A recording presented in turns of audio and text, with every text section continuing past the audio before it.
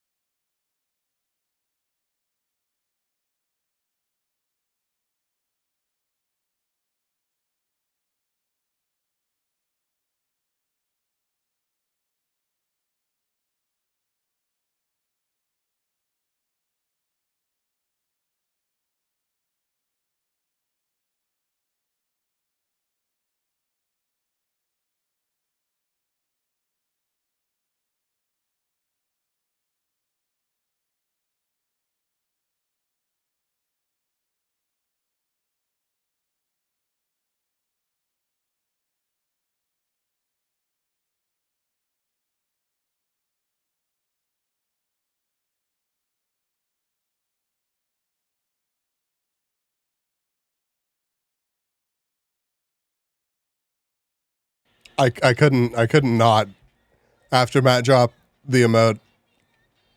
So you only have Matt to blame for this.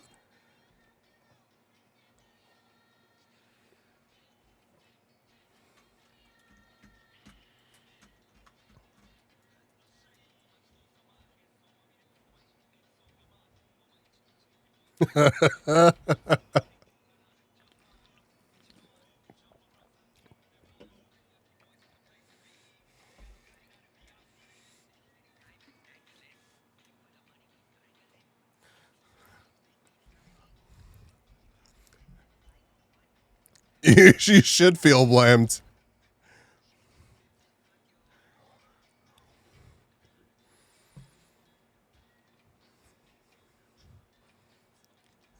Devil himself, thank you for the follow and welcome in.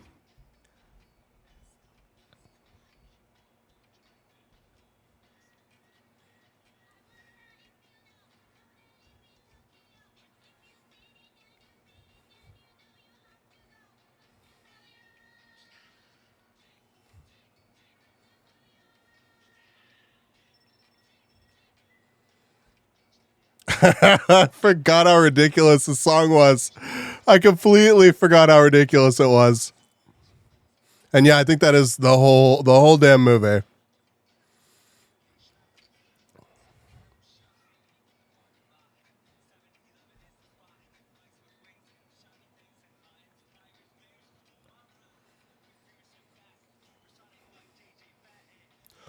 We're only halfway through this journey. I am late at Matt fault. He did this.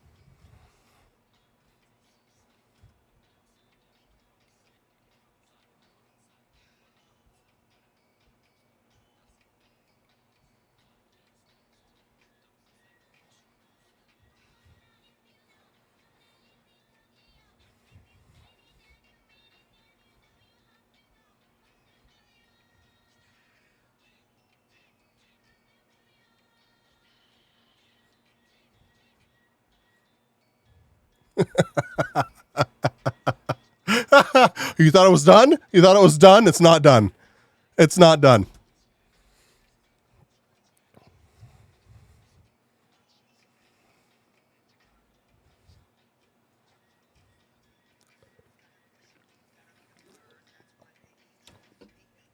I think we have a couple of movies, right? Kan says tin pan gab kisveku baku by. I wonder if you know how they live in Tokyo. Hi. If you've seen it, then you mean it. Then you know you have to go fast and furious, drift, drift, drift. Fast and furious, drift, drift, drift.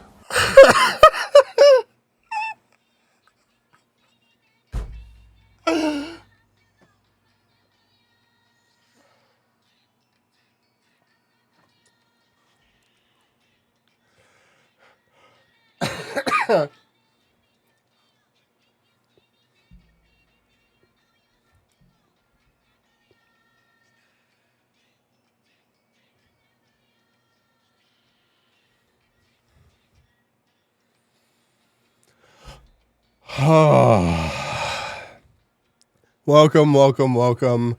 Hello, everyone. Thank you for being here. Thank you for the follow. Thank you for the watch streak. Thank you for the. I swear I saw a resub in there somewhere, but maybe not. Maybe it's just wishful thinking. Apparently Twitch is doing a deal on gift subs right now, so I missed out on that whole bit thing. But if anybody wants to do the whole gift sub thing, hey, they're reduced by a whole 25%, I think. You're playing another version of the same song? Hold on.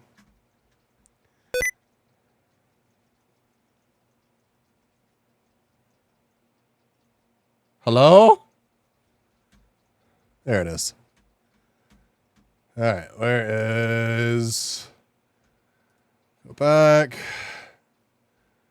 We were here.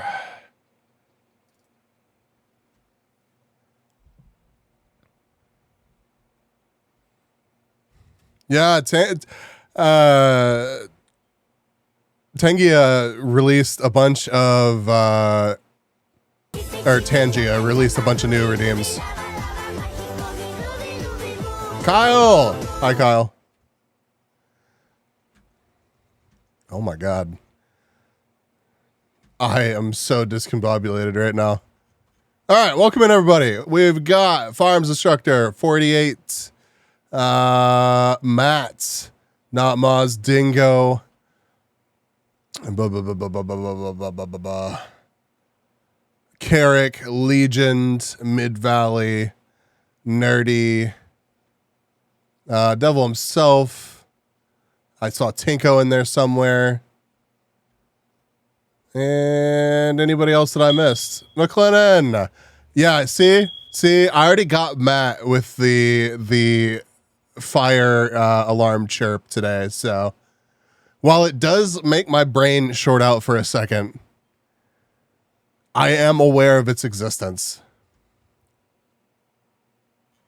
Oh, it was Matt. Okay. Payback. How's your day been treating you? Not very productive. It's been good though. It's been good. Ice, you are a ninja. Sorry, I forgot you, Ice. Yeah, it was a good day. It was a good day. I'm feeling good. I took a like ridiculous nap in the middle of it. It was fantastic. Yeah, we're gonna open up some Pokemon cards here in a bit. We're gonna watch the new Jet Lag. We're probably gonna fall down some kind of YouTube rabbit hole. It's just gonna be a chill stream. Last night took a lot out of me, but that's all right. 4.5 hour long stream. I enjoyed it a lot. If you missed it, we played a lot of the Division. Kyle, what are you doing for New Year's, by the way? I gotta figure out what I'm doing for New Year's.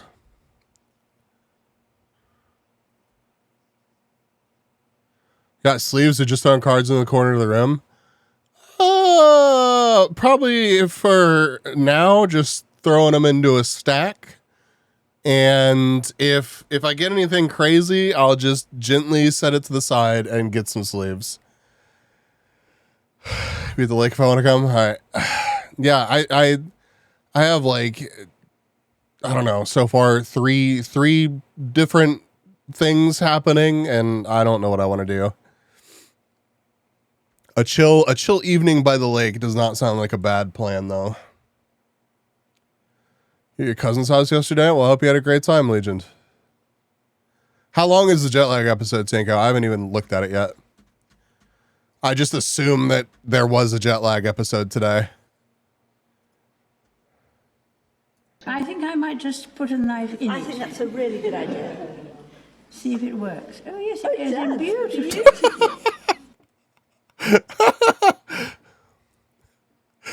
Don't fucking stab me. Don't have the queen stab me.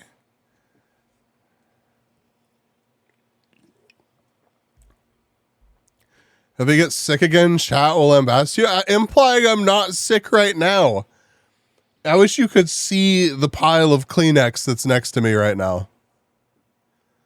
You saw Violent Night for Christmas. It was awesome. Nice. I'm glad you enjoyed it. Just cutting the sickness out will like literally take all of my sinuses and lungs. I feel like both of those are important to my continued existence.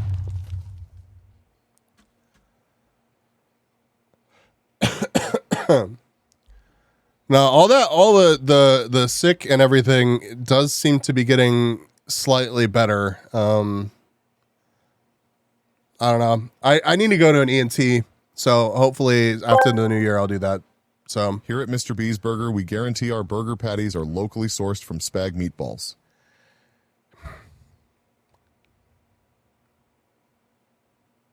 that sounds like such an upsetting burger. Like if I took a bite out of a Spag meatball processed burger, I think I would know. I think I would know like instantly. And I don't know. I don't know if I would be able to stop myself from projectile vomiting because of that. Oh, it sounds so bad. It sounds so bad. Listen, the SpaghettiO lore is deep here, Devil, and You're just better off. You're better off not knowing.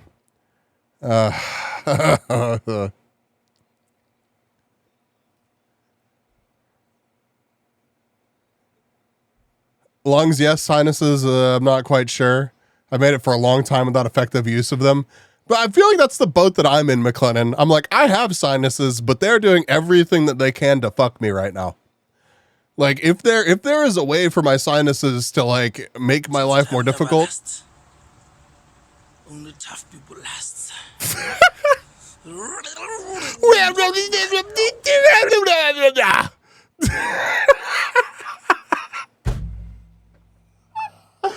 I forgot about that guy. I forgot about that guy.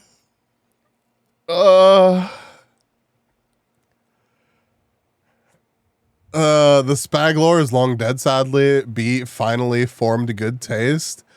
Yeah, well, when you eat like 8 times the FDA recommended dosage of SpaghettiOs in a single day, it'll probably ruin it for you.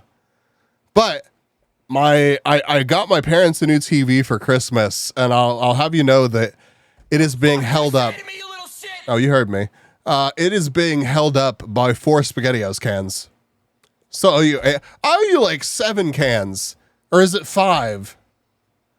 I think I owe you 5 cans now, or maybe even be 4. So more SpaghettiOs cake. Oh my god. Oh god.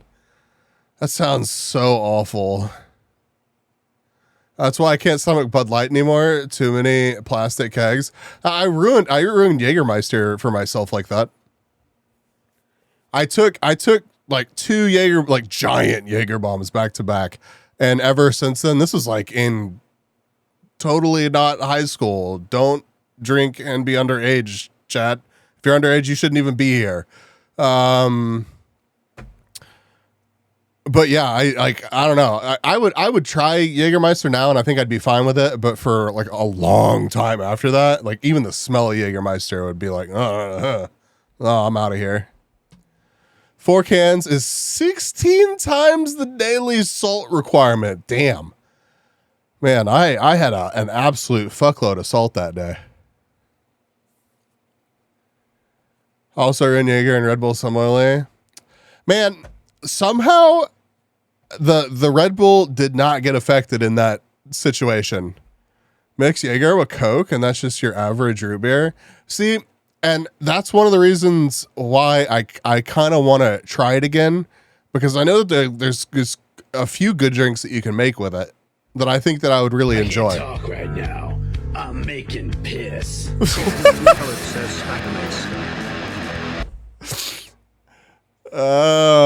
Man, I wish I had something to drink right now. I don't think I have. I think I have some liqueurs, and that's like about it. I should go to the store tomorrow. I need to pick up my Taurus anyways. Maybe I'll drive that busted ass piece of shit out to the liquor store, and it'll look like appropriate in the parking lot.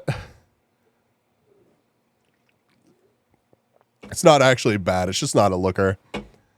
It's just not a looker. Spagermeister. Oh. Why would you make me even think about that? Do we have a movie to see tomorrow, Kung Fu? Is that a thing?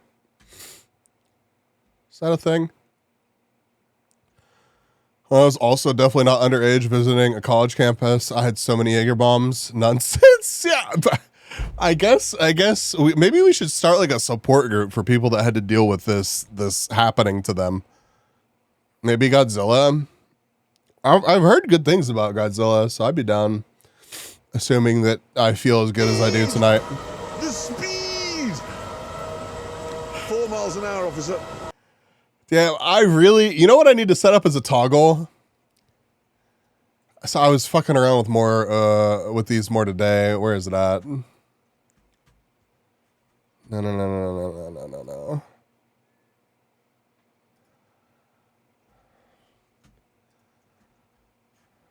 Where is it? That's where you set it up. That's movements.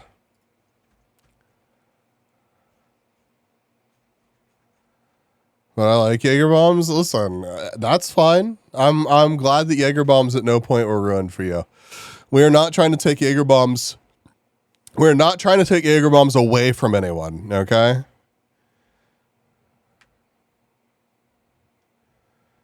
How classy is the liquor store and what generation is the Taurus? Our liquor stores have like an air of sketchiness around them because they're all at county lines. So instead of your liquor store in my county just being like down the street, if you've started drinking, you have to drive to the edge of the county and to get more liquor. I don't know. I've never felt like any of our liquor stores were like even as classy as like a Total Wine or something that you might see in Dallas. That may be a horrible, horrible idea. No, it's fucking a ridiculously awful idea.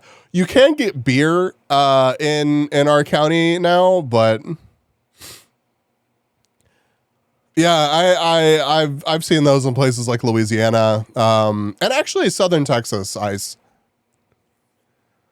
How many complimentary guns do you get with each Jack Daniels purchase? Maybe back in the early 2000s, but man, have you seen what guns cost in 2023? You have to buy a shitload of Jack Daniels for anybody to give you a free gun. What was I looking for? I was looking for, where is it? I know it's in here.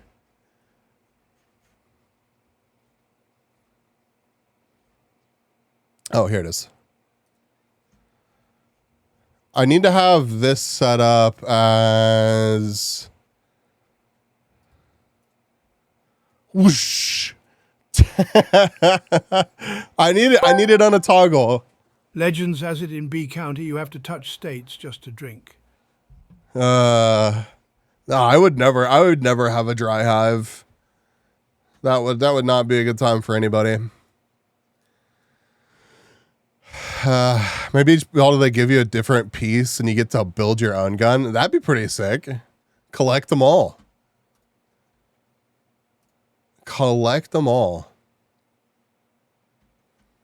Haven't had alcohol in at least 2 decades. Hey, however you choose to live your life. AR-15, the Lego of the adult world. That's literally any hobby is just adult Legos. Is kind of what I've realized. Like, at least any hobby that like you want to do your own maintenance or your own. Oh Christ! Hi, Mayor.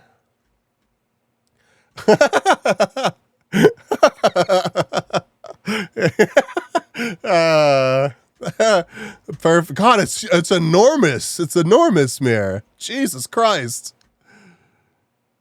Hold on. Why are you showing me my items folder in my quick menu computer? What the shit? Steam.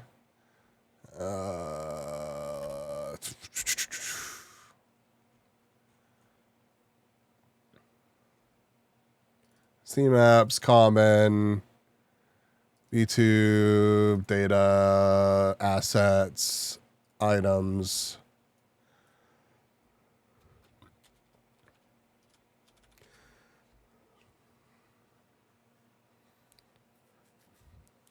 Yeah, I already have a 44 receiver. I need a barrel and a cylinder still.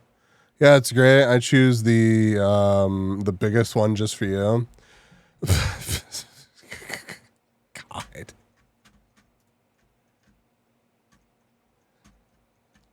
Ah. That's why. I keep slapping my mouse with my or my keyboard with my mouse and toggling expressions.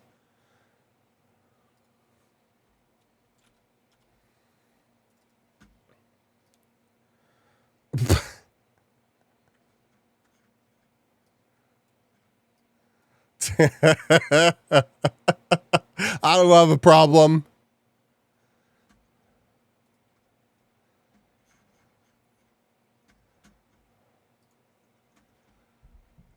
Okay. Anyways, now you're a problem. But yeah, any like adult hobby that you want to like learn how it actually works, do like your own maintenance on it, do it properly. It's like adult Legos. Mountain biking, like audio stuff, computers, guns. AR-15 is Lego, and I still messed up putting on a gas tube because distracted. You know,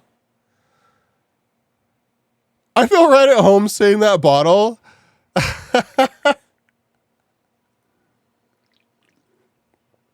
I'm glad that we could create a comfortable environment for you. God damn, if it isn't the most handsome bee. Hey, are we doing Jaeger bombs? You ready to chug that shit? Let's fucking go. Tape one to each of your hands. Gata, how are you? How are you? Oh shit. Farting on my roommate's door. Oh. George Jaeger hands. Oh God, I know. Just because I want to try Jaeger again does not mean that I think that I could pull that off. We're just doing our little part to make sure sick. Do not aid in harming environments like this one here, where animals live and thrive, and they work. There's an endangered species right there.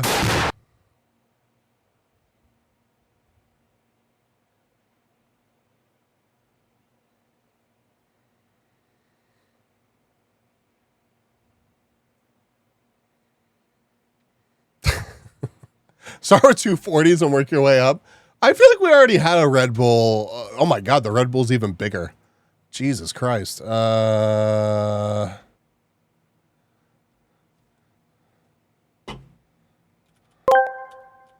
don't know if I'm... Cheese has got 6 motherfucking bottles and a motherfucking dream.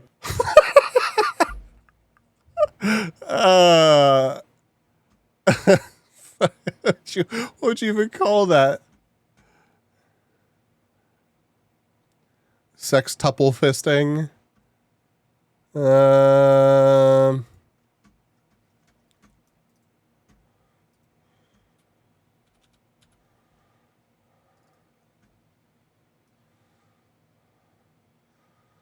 Yeah, I think I have to put it like that. I put it like this.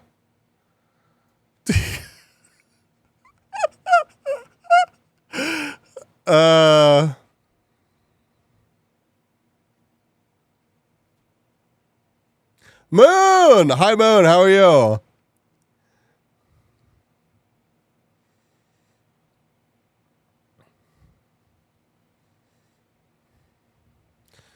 Pop in and say hi before bed. Hi. Thank you for coming to say hello. I'm sorry. I slept through your stream today. Can we get a clip shout out for Moon? Yeah, I accidentally like slept through the entirety of your stream today.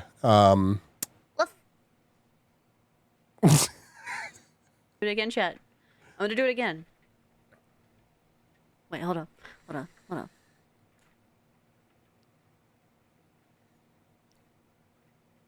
Now you're clean.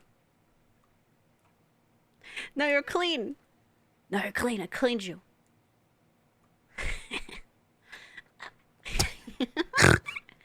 Sorry, sometimes I'm just a little gremlin. Sometimes I'm just a little gremlin and a little hungry. Hello, Flair. Yo, sometimes I'm just a little hungry. Merry Grimbush, and a happy holidays. What is that? It's time to stop. Who are your parents? I'm gonna call Child Protective Services.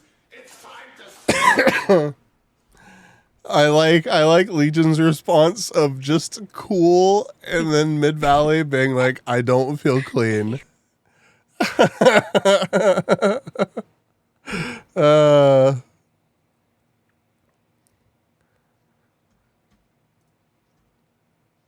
How was your day, man? How was your stream? I know you're going to bed, but both good. I'm glad. Oh, so I think the Red Bull's a little bit big. There we go. There we go. That's better. I could probably do. Oh, there we go. That's.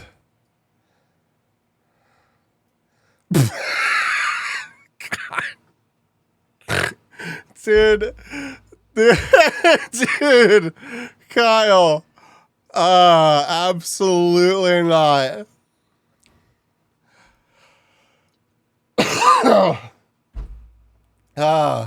Man, that redeem still surprises me. So I can only imagine people that have never seen that before that wander in and just like a completely out of context Twitch meta redeem. Actually, if we're actually following the new meta, then I need to be like,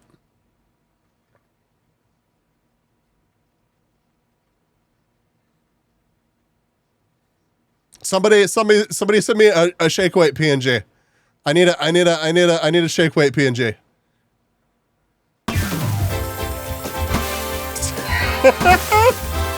Hey, I'm happy to see my hard work recognized here. Thank you, 488. You said something in the DMs?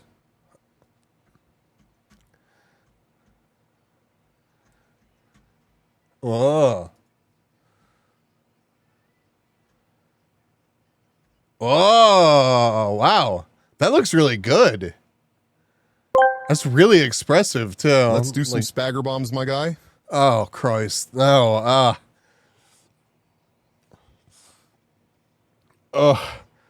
Is there a way to rig up a shake weight gift, though? Yeah, I think so.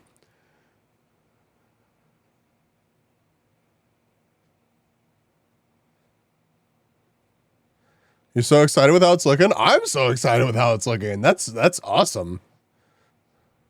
Good job. I'm sure that he's super stoked on it too. Booze would make the spag more palatable? Absolutely not. Moon sent me a work in progress of a live 2D model that she's working on. Oh, Matt, did you like that picture that I sent you? That dog ate an entire like bag of edibles. That dog is in another plane of existence, dude. Like,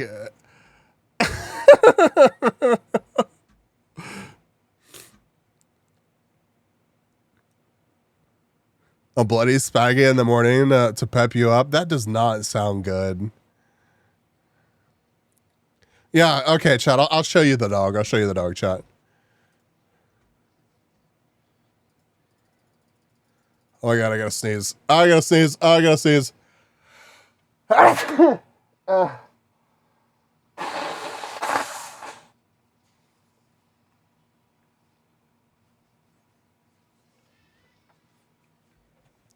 I lived. All right, we're here. I'm gonna work on the mouth rigging soon. I'm sure it'll go great.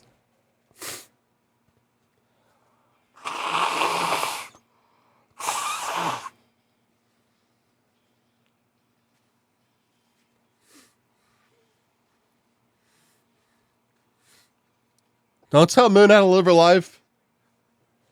Moon could be irresponsible and hang out here with us.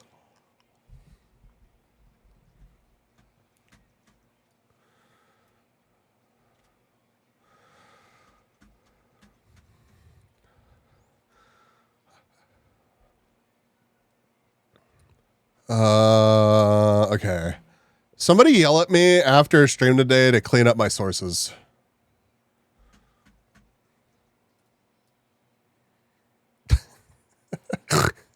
The dog's fine. The dog is fine, by the way. Yeah, my sources in OBS are a mess, so it takes me like actually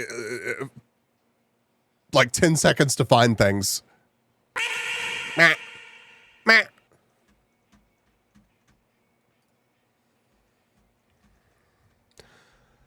Rest well, Moon. Rest well. All right, we're gonna hang out to the ad break, and then I think we're gonna break out the Pokemon cards. When I heard dog ate a bag of edibles, I thought, Moon would be fine. Moon can handle herself.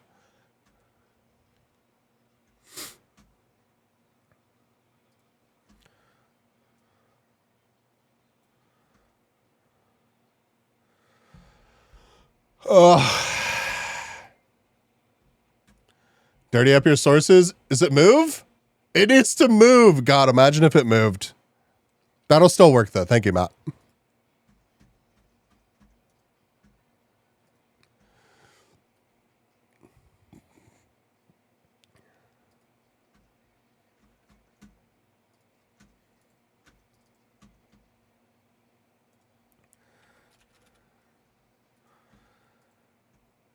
I mean, don't go out of your way on that. It's fine. Bro, that dog is on a whole other plane of existence. That dog has gone to doggy heaven and back again. That dog is higher than Snoop Dogg. That dog making everyone else look like a punk ass. Yeah.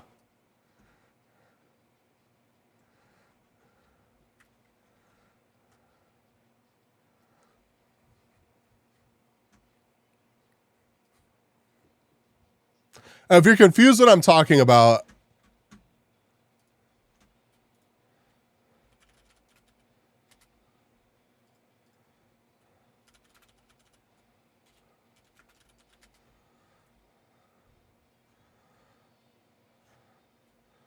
I need one of the most recent ones. Filters.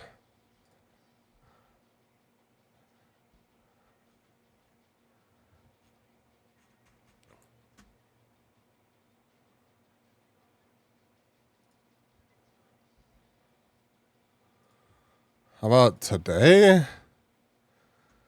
Aha!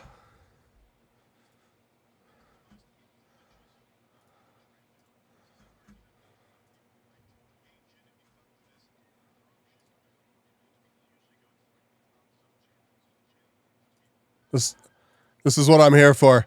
This is what I'm here for. No volume? Yeah.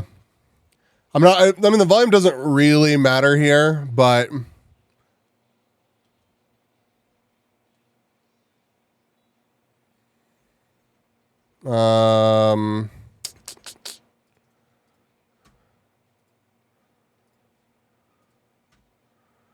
And then I need...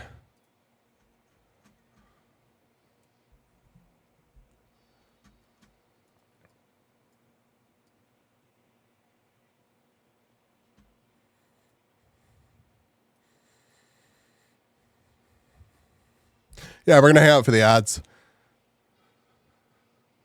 Meow, meow, meow, meow.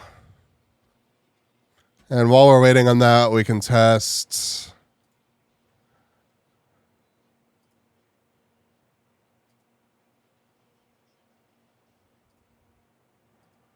Hey, it works. Whatcha? I may have to turn my light down. Who's this chick? Morpie?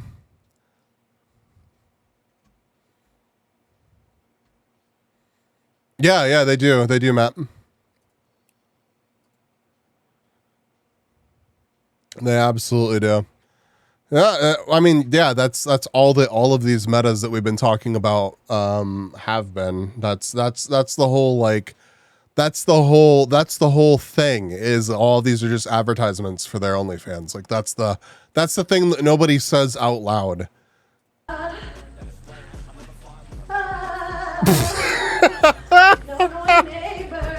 There is just so much going on here. I'm not in the right category, so I think technically I'm not allowed to show that, but whatever. No. That's really what she's doing. Yeah, that's no rats chat, no rats here. Of sexual content on Twitch, just constantly having these brain blasts for new things to try. Yeah. And I just have to show you this most recent one because it is just downright comical. Oh my god. It really is. It really is.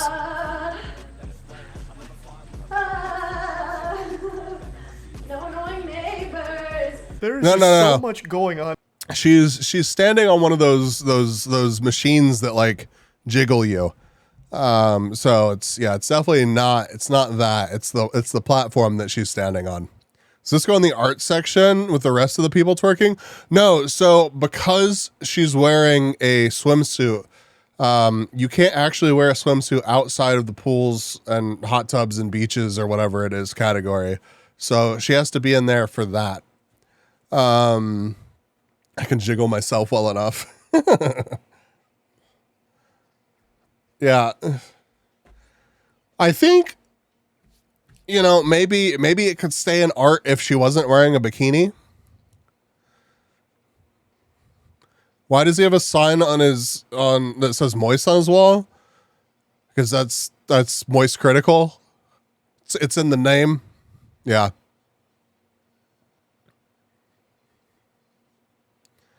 Yeah, that does make sense.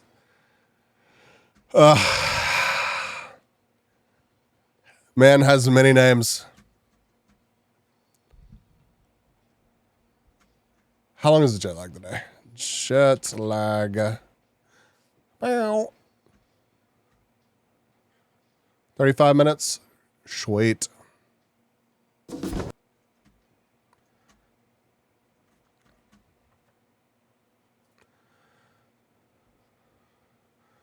Thought it was Charlie. You can call him Charlie.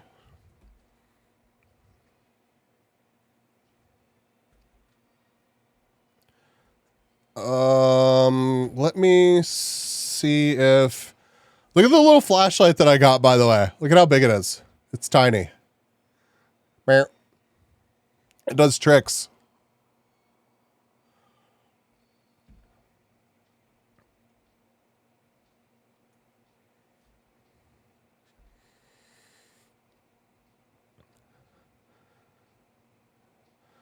When you've been terminally online since 2007, you get a lot of names. Yeah, that's actually so true. Holy shit. That's actually so true.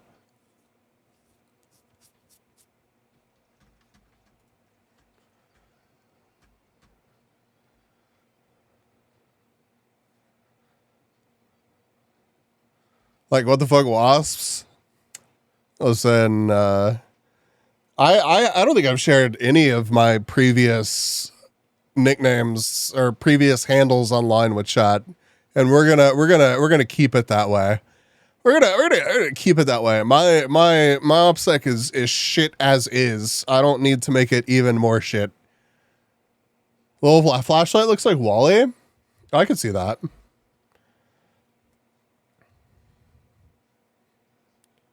I can see that.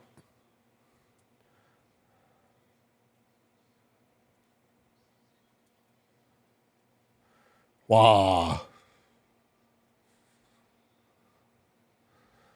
Spag Lover 42069 for sure.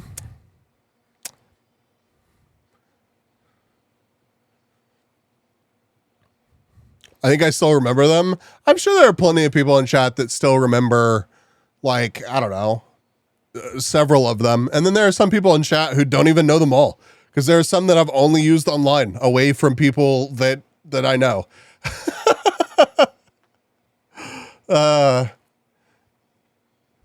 Honestly, until my Yahoo email account got ass blasted, I could have I could have actually dug up some of the old forums and stuff, but there's literally no chance I could find that shit now. Could always bribe Kung Fu if I wanted to know. He could give you some of them. He couldn't give you all of them.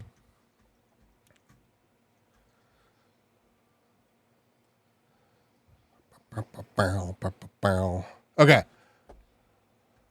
Let me see if I need to adjust. Blah, blah, blah, blah, blah, blah, blah, blah, blah. Configure video. Can I configure video right now? I don't know if I can change the video settings right now. What if I do this?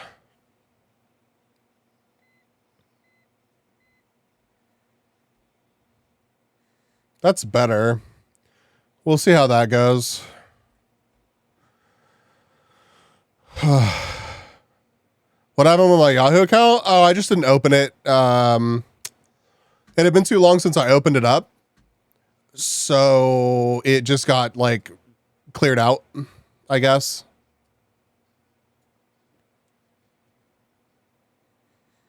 It's actually good for hand cam. Yeah, it's like a shitty old Logitech webcam. I actually want to get a better webcam for this kind of thing. Okay, chat, which is better? What I have it on right now or this? This may be too dark and there's still a reflection or a glare rather. I haven't logged into my Yahoo email since pre-pandemic. I assume dead. Yeah, absolutely. I had logged into that account like during the middle of the pandemic and it was still wiped. Darker but not blown out. Okay, we'll keep it with this much light for now. This is like one under what I normally stream with. And then I think I can adjust my camera, calibrate it over here.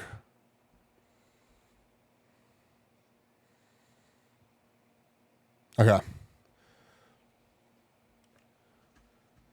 And then I can set...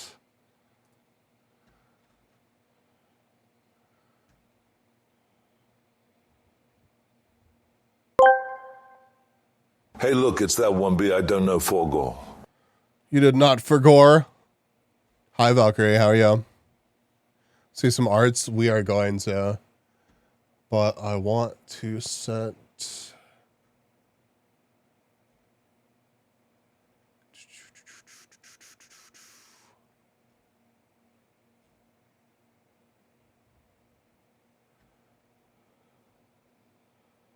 Just have this as like background noise, not too loud. Okay. All right. Is music volume not overwhelming? We are opening up Scarlet and Violet 151 booster bundle, 6 packs. I got this for Christmas. Apparently there's like a Charizard or something that's worth a couple $100. That's pretty cool. You got work in the morning? Oh no. I'll get some rest. Thank you for stopping by. All right, plastic. Hold on. Off to a solid start.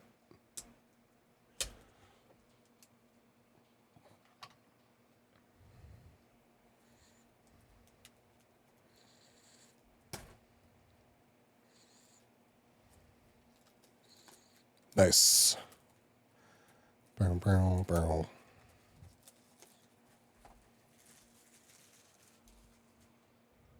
Much less of a glare. Until I pointed at the light. There's still a glare. Whatever. Oh, it's like a sleeve. Okay.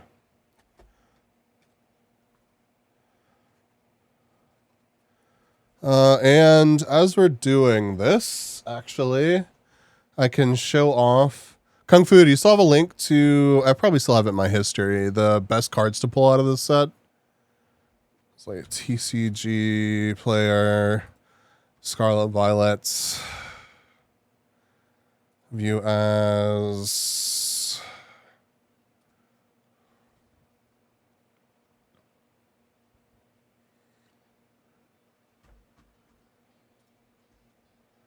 Okay.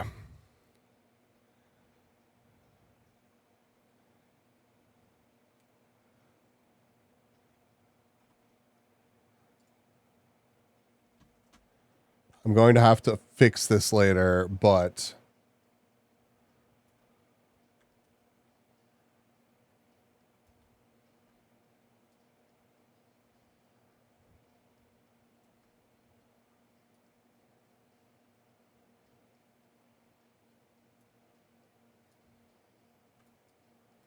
Oh, that is changing the wrong thing. Hold on.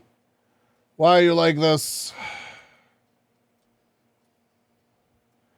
Barrel. Window capture 2.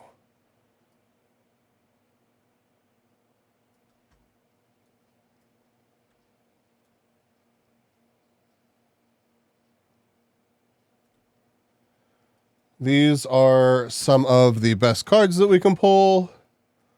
I will stick them up over here.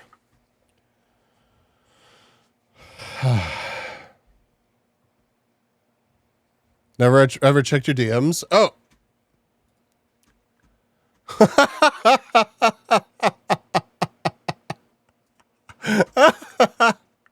Beautiful. Hold on. I got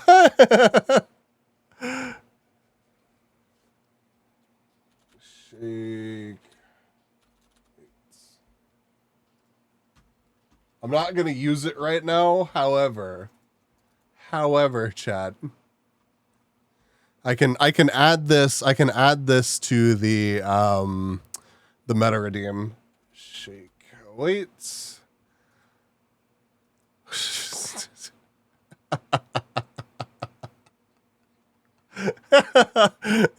Yeah, so they're capped at 15 frames a second. So it's a little bit slower, which I don't know. It makes it, I feel like, less appropriate.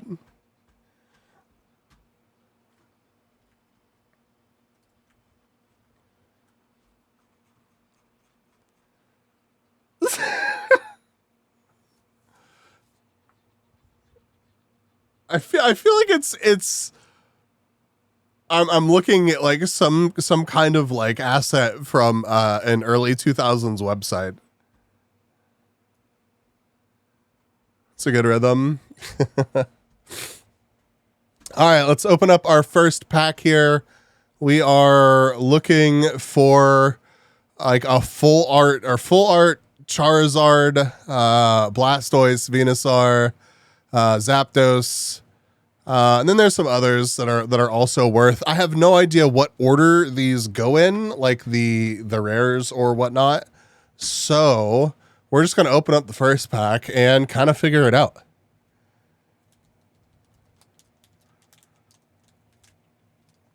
And I guess I can keep these up here. Actually, we could take them out of this package and just set them right here.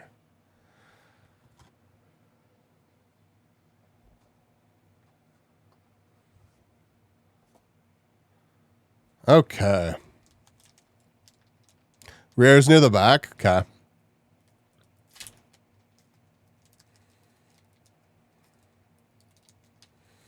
I don't know how some people make this look so easy.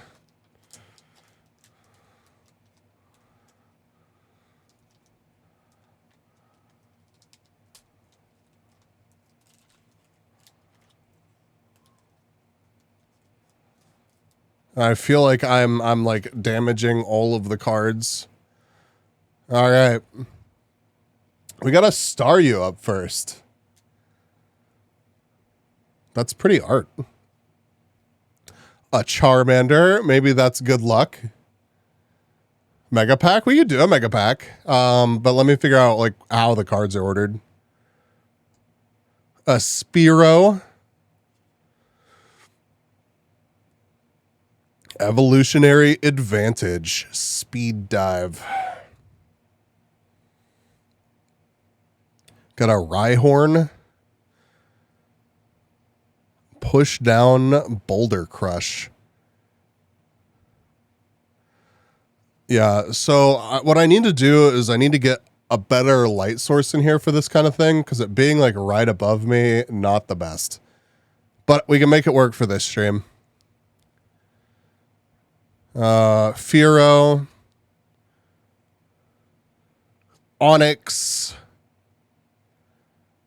Thumpalanche. All right. Heavy Impact.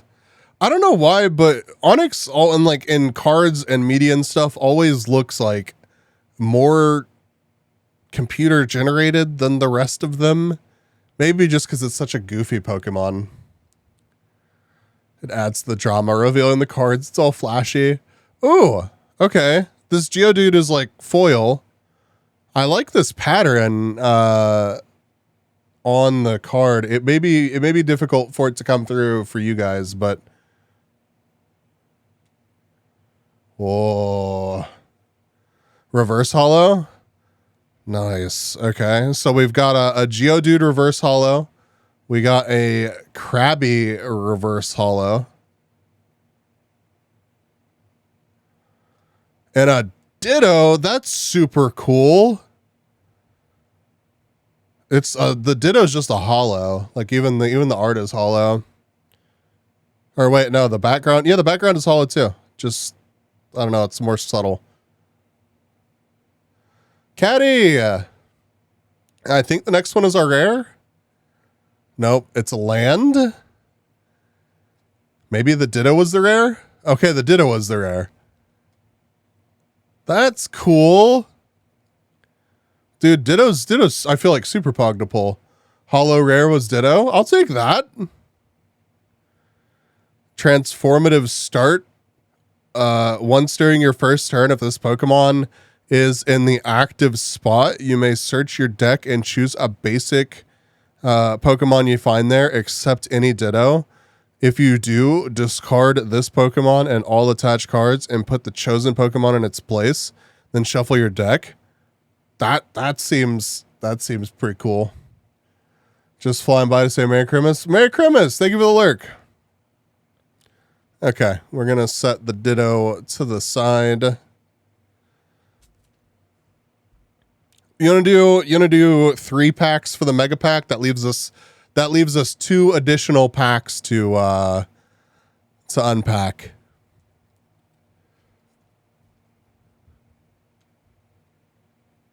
Honestly, I just like for the next time we do an unpacking, I'll make sure that we get more than 6 boosters. Full send, my guy. Mike, yo. Just opening up some Pokemon cards before we watch the new episode of Jetlag. How are you, dude?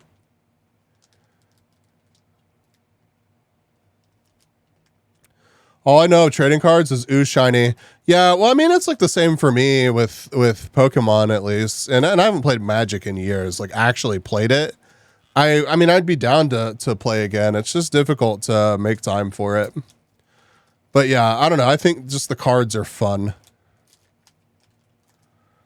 Okay, so since we're doing a Mega Pack, that means that we would take the first 3 and set them aside because this is a junk card and this is the energy. Oh! Whoa, I got a hollow energy. It looks super cool too. I like that a lot.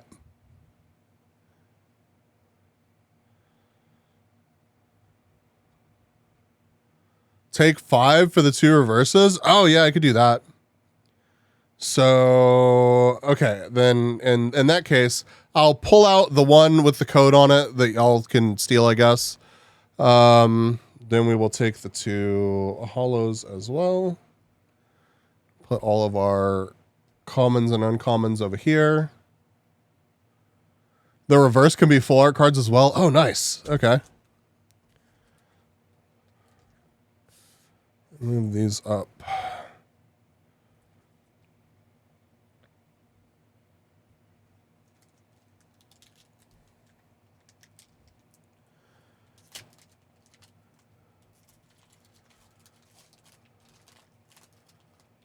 Okay. So discard this one over here. Then we want 3, 4 on this stack. Put this one over here.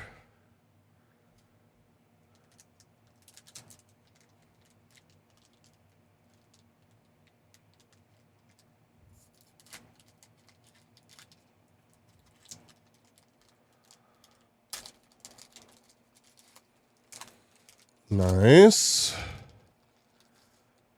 Even if these are awkward to open, at least they seem to be like consistent to open. All right, discard that over there. Then we take 1, 2, 3, and 4 in this stack. And then this over here. Bambi, good morning. Okay. Oh, Slowpoke. That's a super pretty card, honestly. The really like teal water with the slowpoke right there. A Growlithe with Vaporize. Another Geodude. Jigglypuff. Just curious, why does everyone do this? Why not just show every card right away? I don't play these card games, by the way, because none of these cards are going to be worth anything. The cards that we've set aside here are the ones that people really want to see. Nidoqueen. That side eye.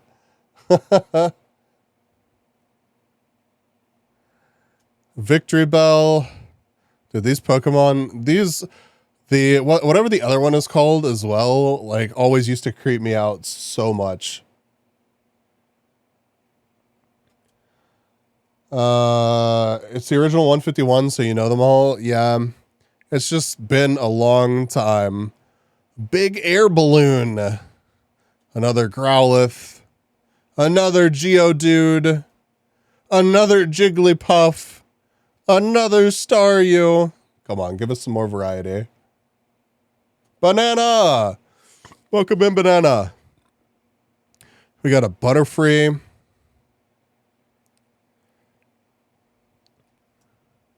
A Lapras. Cycling Road. God, I wish that I had like a dedicated cycling road here. Please. I'm level 41 in hardcore. Now with 200G and a mount. Nice, Banana. I need to play a bit more hardcore. Maybe I'll play some more of that tomorrow. Officially in the I will be pissed if I disconnect and die territory. Yeah, I think you're like totally justified in feeling that way. Well before level 40. Well before level 40. We got another Slowpoke. A Magmar. Dude, this dude's forehead. Why they do him like that? Why they do him like that? At least the gold is on my bank alt. Yeah, that's the way to do it. Horsey. Aw. That's kind of a cute Abra. Sitting by a rock. Psyshot. Ooh, an Ivysaur. I don't think we've gotten a Bulbasaur yet.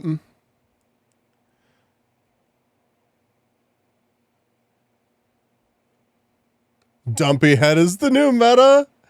He's got 2 asses to eat. Oh my god.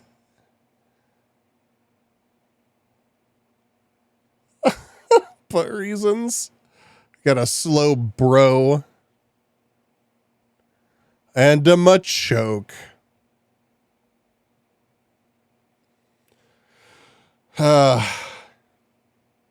Sorry, the lighting's not great because if I put it over here, I'm having to like kind of keep the card right here and turned a very specific way.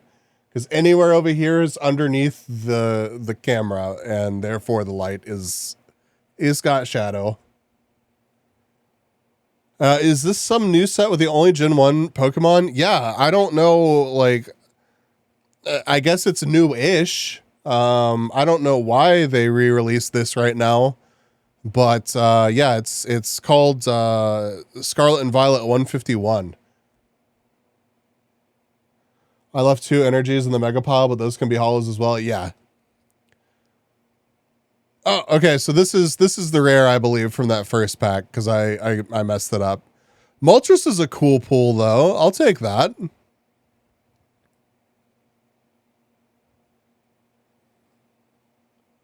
Whoa.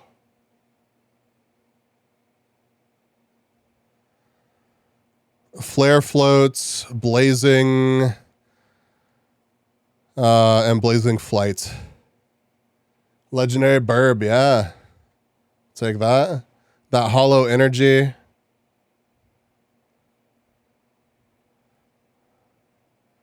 We got a Hollow Magnemite. That's pretty cool. Ooh. Meowth. A hollow Meowth.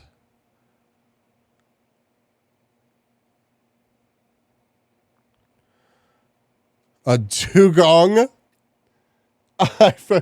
I forgot that dugong was an option. Or a Pokemon, I guess, because it's literally just a seal, but you know. A Rhydon hollow.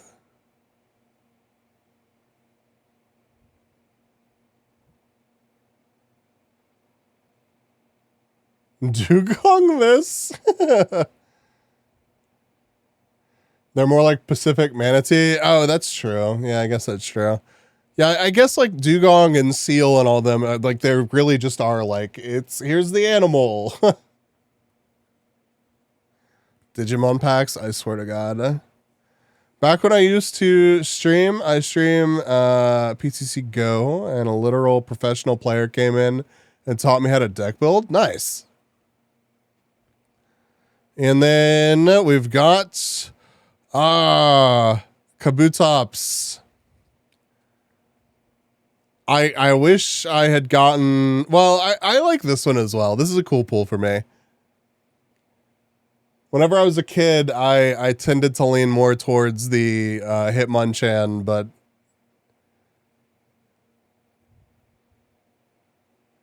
now you can go buy Digimon packs. If there's a cool Digimon like set to buy, I'll buy some. This crazy amount of deck cycling and searching in Pokemon trading card game must be such a fucking pain to play with real cards. Yeah, I don't see myself actually playing it anytime soon. A basic non-hollow energy. How exciting. We've got a hollow Starium.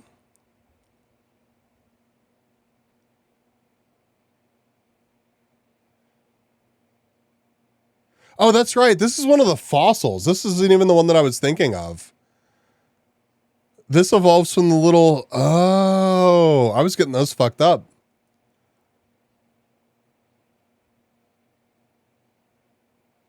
I heard Urza Saga is the good card set to mass open. Yeah, okay. How much is a singular booster pack of Saga, Kung Fu? Like one singular booster. I know they've gone down, but like... I would love to open some Urza Saga. Like, would love to do that. Oh! Whoa! We got a full art card. Holy shit, it's like, it's adorable. It's a little Psyduck. Look at that.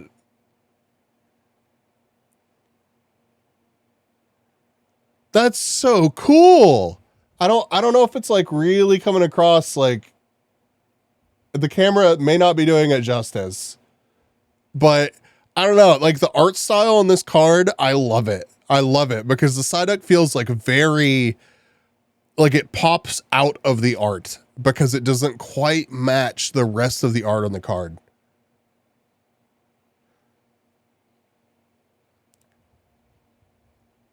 Wait, this is $250? What the fuck? What? Oh, the Urza's packs. We could get a couple for $250. We could do like a buy-in too. See if anybody wants to like buy a Saga pack and I could open them up and mail people out the contents. That'd be pretty dope.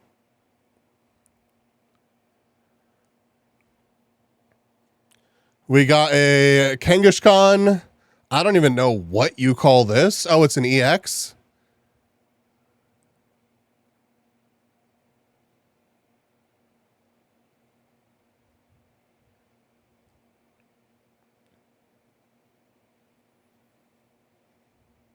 I'll throw you a deal selling it for $249. Shit. And another basic energy. Damn, those are cool. Those are really cool. I'll put my Ditto on this stack. The Psyduck was a full art alternate. Oh, dude, the Psyduck is seriously like super sick. Okay, we've got 2 more booster packs to open. I'm going to keep actually, I've just got a box full of sand that I'm going to put all of the cards into and just carry them loose in there.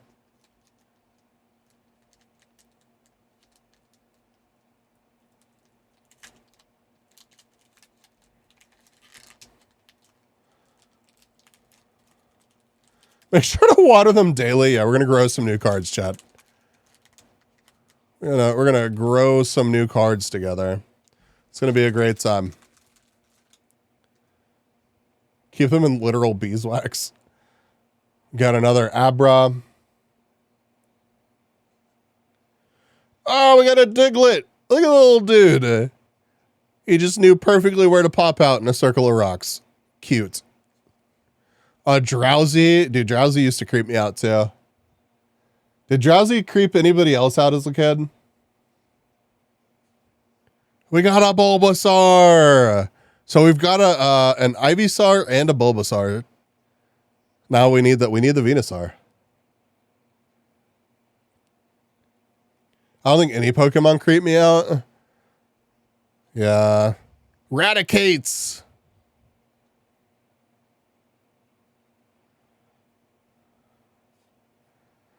Erica's Invitation. I thought he looked weird, and now I think he looks like that dog from earlier. Yeah, that's fair. No, that's fair. Magneton. Junk Magnet and Headbolt. We got a Venomoth. A Hollow. Or a Reverse Hollow, rather. We got another Ditto. This time it is a Reverse Hollow.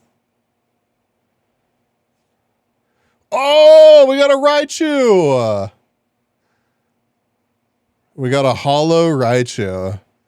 That's pretty cool. I doubt there's much value there because Raichu never gets any love. But that's a cool card though. And the actual like colors with the Hollow are very pretty. I love Raichu. Yeah, I think Raichu's pretty cool. And we got a basic energy and another code for y'all to steal.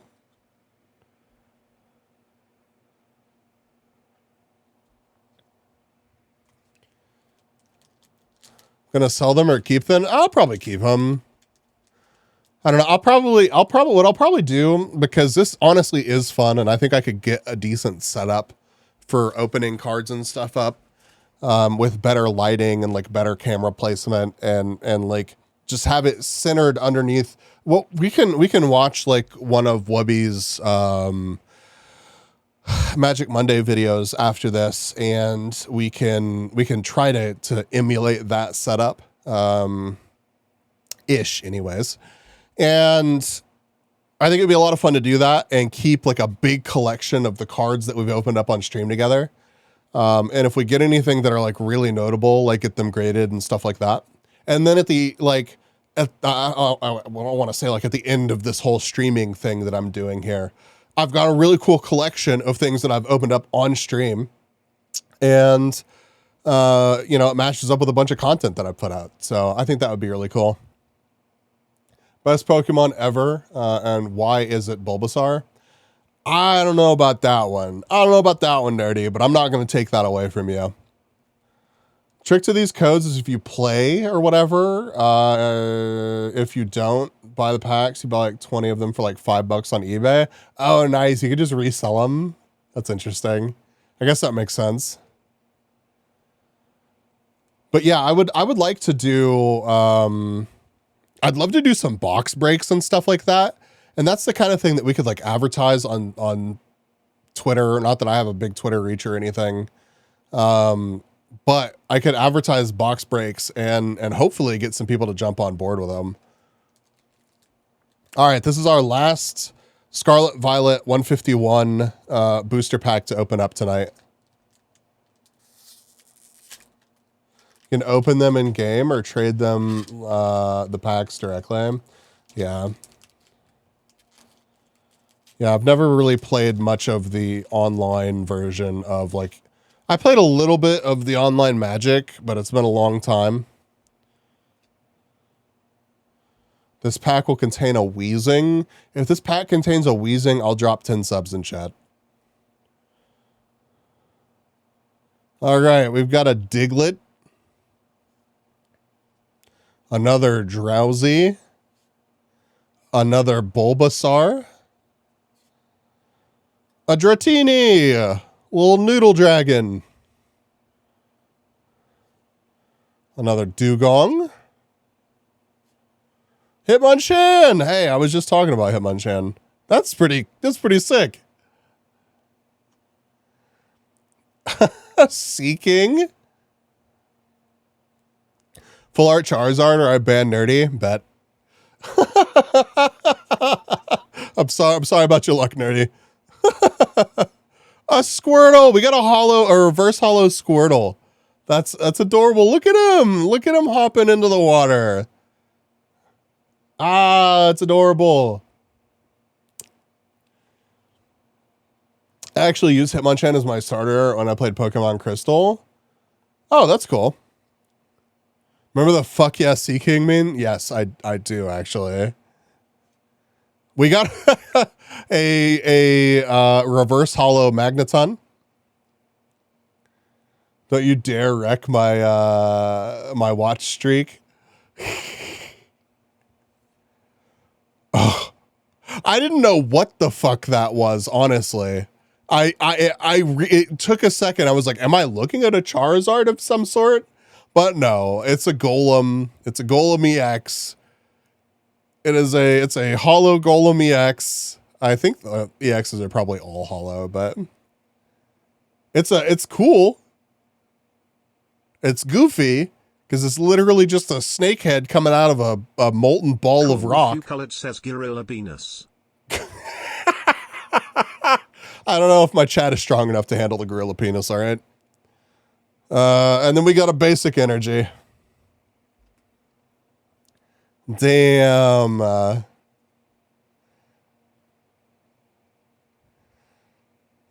Don't actually ban poor Nerdy. I don't want to ruin Nerdy's watch streak.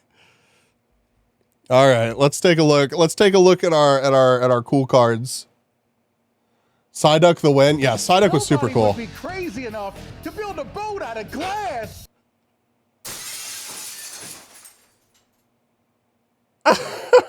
I keep waiting for that to actually happen.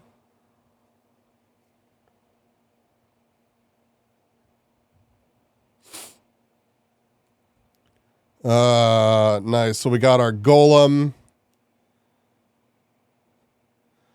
our Raichu, the full hollow Ditto, Kangaskhan EX. The Psyduck is just so fucking cool.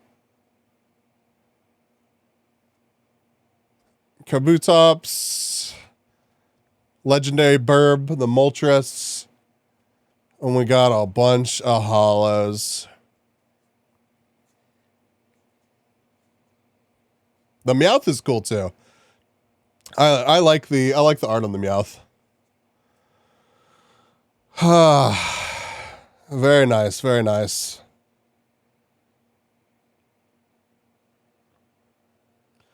I will make sure to sleeve some of those. I need to get some form of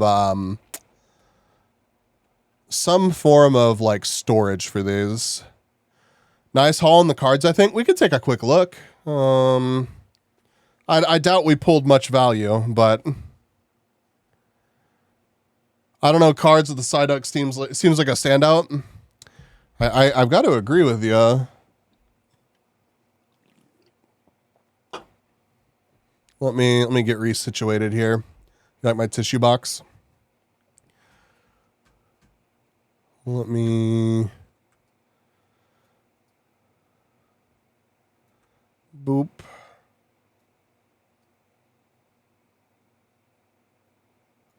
Okay. All right, so we didn't hit any of the top here. It looks like the Charizard EX, Blastoise EX, Venusaur, Zapdos, Charizard, Alakazam, Charmander, Squirtle, Bulbasaur, Erica's Invitation alt art, or alt full art, I guess. Full art, whatever you call this. Let's see. Pikachu would have been cool. A Mew would have been super cool. Fuck if it's just $15. Ivysaur. Man, some of this art is so good. I almost don't want to. Nice. It was on the first page. Psyduck. That's really cool. That's a $10 card. You know what's crazy is I mean, I only paid like, or you know, whoever bought these for me, I only paid like $25 for this pack or whatever, $28, something like that. So traditional store box medium of shoebox under the bed. You know, I could get away with that for a while, but I would like to open up like a significant amount of cards. Trainer full arts are always worth a good amount. I have time, go check. No, I don't want to spoil myself to like all of the top pulls on this because I want to get some more and open up some more. So if y'all are down, I'll try to get like 30 packs or so. And next week sometime we can open up a whole bunch more of these. And maybe I'll have Brainy throw together a quick little video. But donation to the Only Bees. I mean, y'all feel free. We could put some cards up on the throne. So suggest some cards up on the throne. Get them. Digimon packs, I'm down. I'd be down to open up Digimon. I don't mind that. That'd be cool. Also, I didn't realize this, Kung Fu, but like I don't know why I didn't realize this, but like anime openings and shit now, like we just hear like the normal, you know, opening that they would get in Japan too. I didn't realize that like Digimon had specific, like, and lots of other shows from my childhood had specific localized songs for their opening.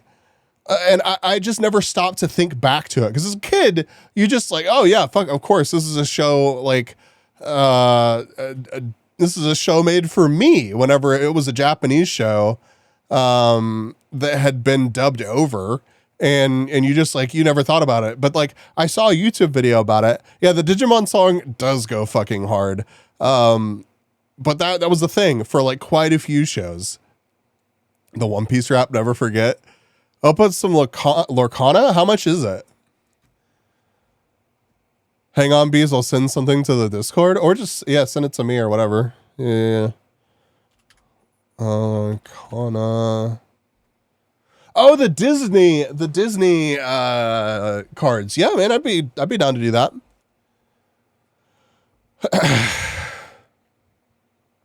I'm in a full draft box last year. It was a lot of cards. Oh yeah.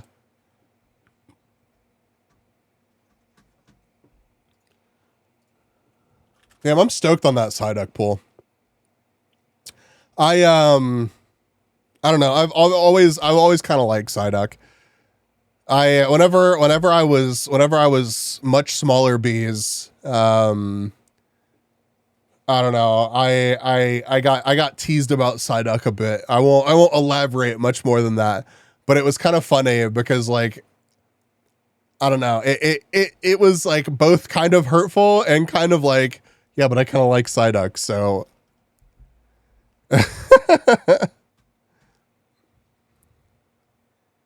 Those Disney cards have been scalped hard recently. Might die down now that Christmas has passed. I waddled like a duck. Nah, it's because I won't elaborate much, but it had to do with headaches. It had to do with headaches. The scalping is over. The hype has died down. Gerard, welcome. So watching YouTube vids. Well, we just opened up. You just missed opening a bunch of Pokemon cards. I pulled a really cool Psyduck. And we're about to watch a Portals 3 Kingdom, or at least part of it. Maybe we'll watch the whole thing. It's crazy video. A Portals 3 Kingdom, Portal 3 Kingdoms unboxing that Wubby did recently ish. And then the new jet lag. So yeah, we're going to be watching some YouTube videos. Are you a bee? Yes, I'm a bee tuber. Welcome. Thank you for being here. I'm not a Pokemon card guy, so cool, I guess. Good timing. I'm not really a Pokemon card guy either. Why are you throwing stuff at me, nerdy? I'm not a Pokemon card guy either, but I got some for Christmas because they released a set that had like the original 151 Pokemon again, and I thought it would be a cool nostalgia trip, and it was. How to piss kids off from the 90s? What the hell is this?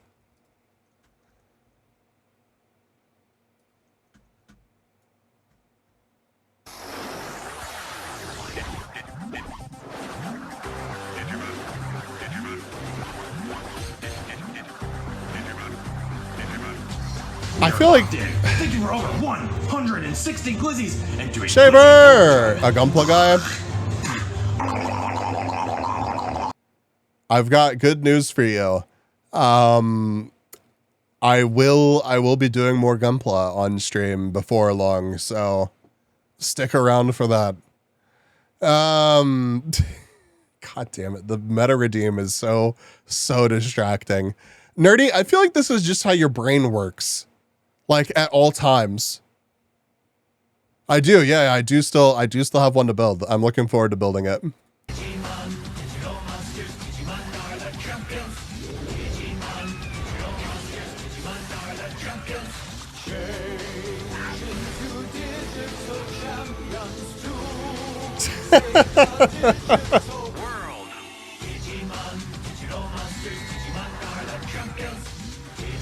Nymphy!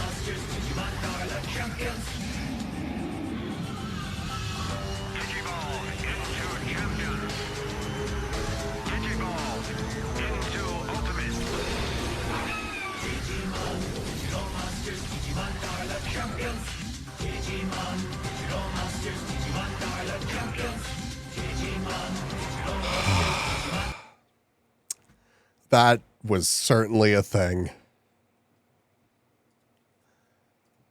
Wubby magic.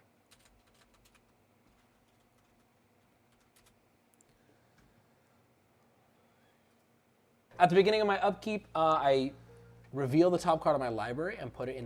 Okay, so this is kind of the format that, and this one isn't like actually that clean because it was done during his subathon. So actually it's probably a bad example to watch, but I would love to put out some videos like this one. I want to play Commander with Wubby. Oh my God, it'd be so much fun to play with his whole crew. They're all so nice, like seriously. And Wubby was like so sweet in person.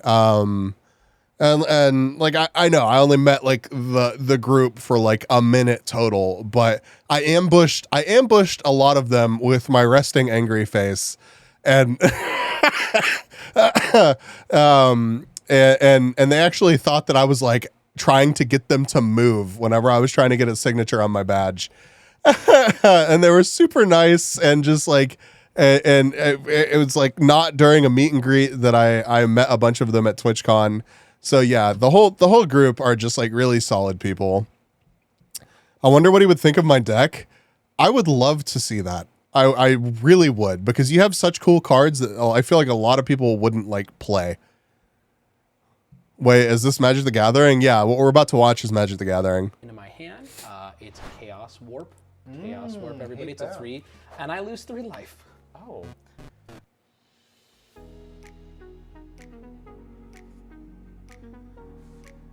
Ladies and gentlemen, I'm going to attempt to cut this box in a way that allows me to consume the box because I like the box. Okay?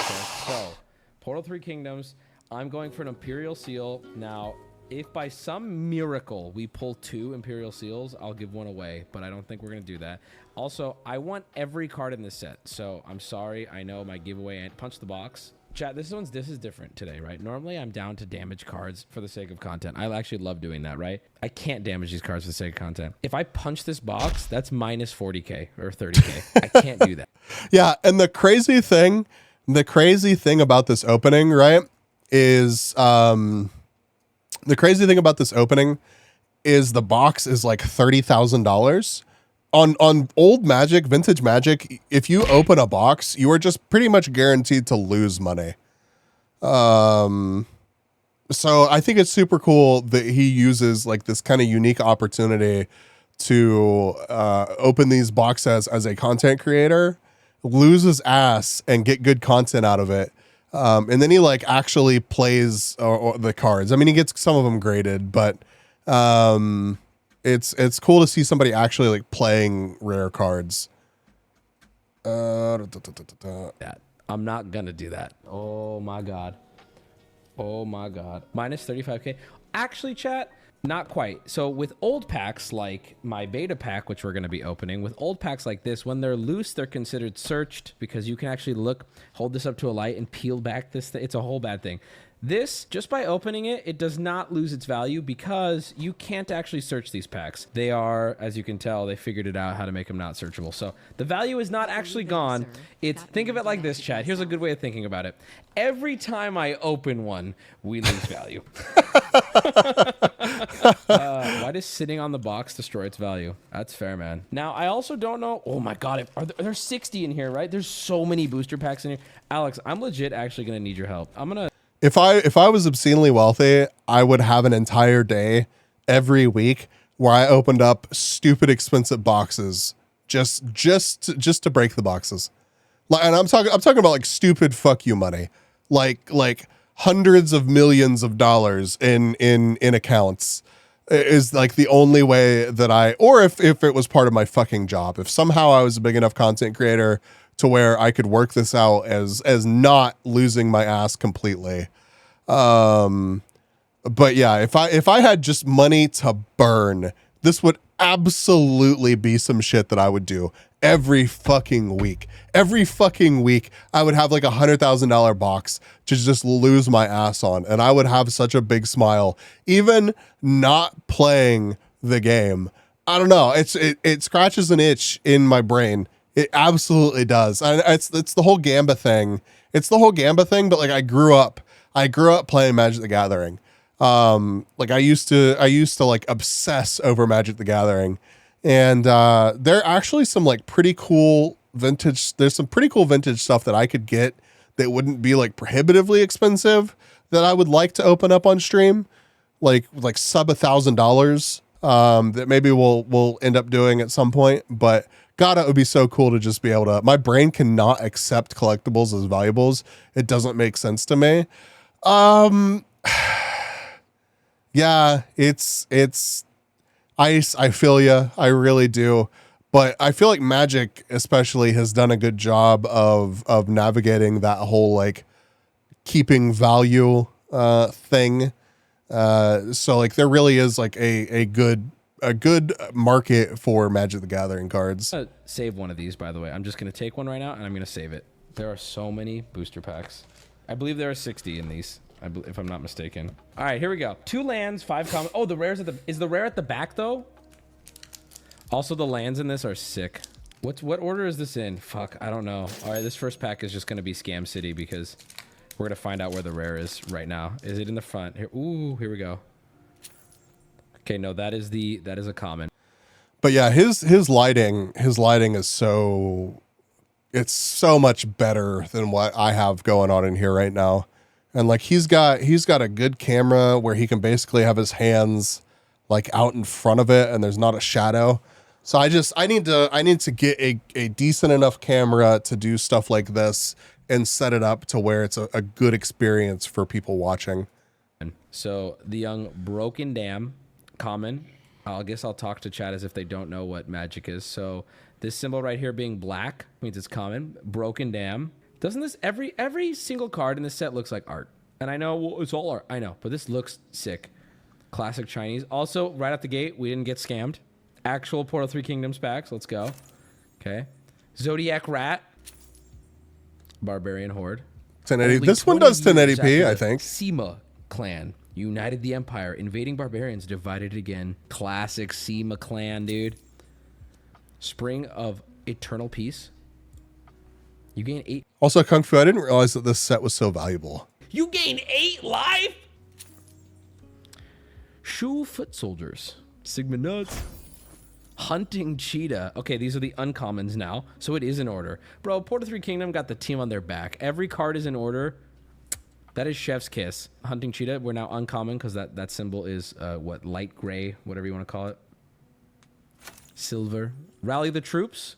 Wait, isn't there a common in this that's worth, like, actual good money for a common? That was uncommon, Banana. It out to me because I'm not going to know. But yeah, there are commons that are worth, like... Is this the rare? No. Oh, that's the rare. Wait, that's a big one! That's a big one right at the gate! First pack! Ooh!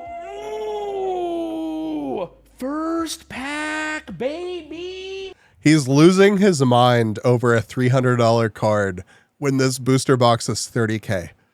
I love it. I love it. Bro, if we can hit $292 rare. Okay, all right. Okay, all right. First pack. And we were going to flip and rip it. Oh, baby. Oh, baby. First pack, baby. God, it is crispy, too. Take another turn after this one. At the end of that turn, you lose the... Yo, this card is so sick, dude. See, I love when the lore of the card fits perfectly with what it does in the game. If I fail, my head is yours. The Warrior's Oath is common during the Three Kingdoms period. This is so cool. And this card looks minty. Check the back. Check the back. We're going to send this bad boy off to get graded. Beautiful. Right at the gate, first one of the 6 top pulls already knocked out. Let's go. That is really cool. P3K now. I'm in P3K. This is so hype. Absolutely goated pack. Oh, and then here are the lands. I don't think I even showed you. The lands are gorgeous. Some of them are beautiful. Here's the plains. And then anybody who knows stream very well or knows me very well will know what I'm about to say when I see island. And I'm going to say it now. We have to go back to the island, Jack. Saeed could get it. All right, pack 2. We are going slow. Every card in this set is valuable. There, I said it. I don't know if it's any good. Probably not. All right. Wet infantry. Whoa. Oh, way. It's fine. You take care. We got to take care of him. Way. We got the way infantry. Mountain bandit. Wielding the green dragon. She has like $50. In modern Yu-Gi-Oh, that might be broken. Yeah. Woo Warship. This is a cool looking card. But anyways, I just wanted to illustrate the point that, like, we could set this up to where it would be like a much better viewing experience for you guys. And I'll try to make that a reality, and y'all can suggest things that y'all want to see opened up. We could do some box breaks, some stuff like that. That is part of the content that I want to start working into the channel. I think it'd be really, really cool to do that occasionally. So look out for that. Check out Wubby's Magic Monday YouTube channel. There's a link to what we're watching right now. It's actually a crazy box opening. Like, this is a really cool video. So Darby is going to make me watch this whole video on my own. I just don't want to take pausing and watching a 53-minute long video. We may be here for a while, so we may loop back around to it later on in the stream, but card. I mean, look at this, guys. I know I like Magic cards. We can watch until one more big pull. But like old Magic, you can't beat it. This is so much better. It's so much cleaner too. Wu-Tang Clan here, they're nothing to fuck with. Ravaging Horde. We have the. You almost bought this whole set back in 2003. I had a lot of this set. I used to have quite a bit of this set. Yeah, it is painful. It is painful to think about. I'm gonna move every later. Wow. I apologize for nothing, Nerdy. Rare to the side because I don't know what they're all worth. You destroy 4 of your lands and your opponent destroys 4 of it. Dude, what the? Then burning of Xinyi deals. So I want to buy here. I'll find it. That's crazy. And then here's the lands. We have the forest, beautiful forest, and plains. All right. 2 packs down, 58 to go. We are gonna have to do a mega pack at some point because there's a lot of. You know, he is. He's a real Magic fan. Hello, bro. This must have an Imperial seal because it's been imperially sealed. That's a good joke. Someone write that down. All right, Misfortune's Gain. We're gonna keep Kung Fu. If you're still here, wouldn't it be cool? Wouldn't it be cool to buy like this? And we could even make a stream out of this. Buy this like factory sealed Magic the Gathering Battle Royale box set. because it taught you how to play multiplayer Magic. And it wouldn't be like a super in-depth game or anything because they're very basic decks from what I remember. But wouldn't it be kind of cool to buy this, do like a vintage unboxing of like some old Magic stuff, and then play a game with all these cards? I feel like that would be so cool. Once we start seeing the repeats, we'll start picking it up. Woo Infantry. Woo. Ghostly Visit. Ew. Oh, ew. It's a little ring girl. Independent Troops. I played Yu-Gi-Oh! Duel Links and I got a PC. Forest Bear. When it got a PC release, I'm not gonna lie, though. I was so stupid. I had the samurai fucker that was immune to basically everything. It wasn't even hard to get out. What? Yeah. Borrowing 100,000. What sets are the cards from? I don't know. I can't remember, honestly. Let's see. Magic the Gathering Battle Royale box set. Let's see if I can figure that out. What a card. For each tapped creature your opponent has in play, you draw a card. Damn! Last uncommon here at the Way Knight Riders and for the rare. Damn it. The Battle Royale box set was published November 12th, 1999. That makes sense for when I remember it. Aimed to emphasize multiplayer aspect of Magic. Contained 4 pre-constructed decks plus different rules on how to use them. The decks were built with different cards from most Magic sets existent at that time. Colored expansion symbols were added to the cards that didn't have them previously. Ice Age, Stronghold, Tempest, and Portal Second Age. 160 unique Magic cards. And then it's got a bunch of these. Yeah. Yeah, so it's got a mix of stuff. It's got a mix of stuff. And if you ever run into, I'm sure you've actually noticed this before, but like random cards that have like a colored, I think they're white bordered, if I remember correctly, but random cards that have a colored rarity symbol were from this, like if they didn't originally on the first printing. I love this fucking GeoCities ass site, dude. I love websites like this too. Like, holy fuck, I love old websites like this. Oh, is this actually, oh, this is the actual deck. Oh, I don't want to actually like dive into this too much, but yes. Oh my God. Yeah, they were whiteboarded. Yu-Gi-Oh meta is so crazy, dude. A lot of card games are crazy these days. New meta deck is level 7s that can special summon themselves and then XYZ into cards that banish cards and block your zones. Shaper, I recognize what some of those words are. Yeah, I wanna buy this at some point. They're about $300 for a supposedly sealed example. And they used to be like $20. I remember going to Hastings, which is like a local, I'm pretty sure it was just like a Texas thing, like a local secondhand / media store. And like you could buy CDs and movies and stuff there, but also Magic cards. And I got one of these as a gift for Christmas one year. And then I bought a fucking another one because I was just a dumb little kid. I was like, yeah, give me another one. So I literally got just another Battle Royale starter set. So dumb. I was literally just looking at my copy of Broken Fall when that came up on screen. Jesus, I can't talk tonight. But imagine it's an Imperial Seal. That bear is $35. Why is that bear $35? Come, we're going back. I insulted the bear too. We're gonna go back to that bear. Jack, we have to go back and a swap. Why is the bear so good? Let's look at it. Look at this goofy ass bear. And it's a 2-drop because bear. For time's sake, bro, this stream ain't ending anytime soon. You're so right. You're so right. Old Magic was so unbalanced, bro. It was just crazy. Look at this card. Woo Elite Cavalry. That is so sick. Return to Battle. Yellow Scarves Cavalry.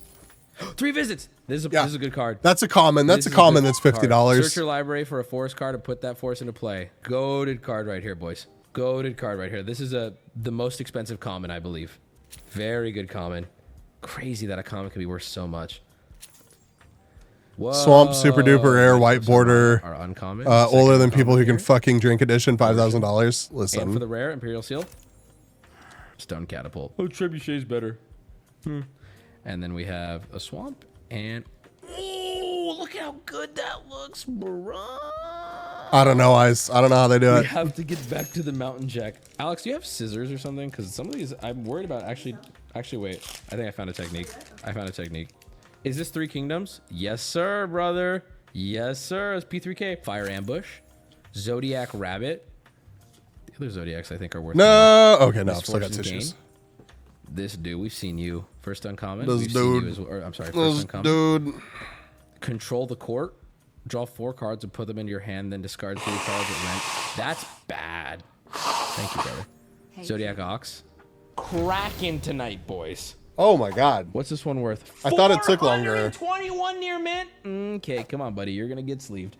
I'm reading what this card does, and that's kind of bullshit. Just gonna say right now, dude, these hits are actually absurd. I don't think I've pulled this card or the other rare that we pulled yet. So for a 5 drop, you get to take another turn, and I'm pretty sure he pulled close to $10,000 worth of value in this one box break, and that's like a crazy good pull, or a crazy good box break, and it's still like a third the value of the damn box.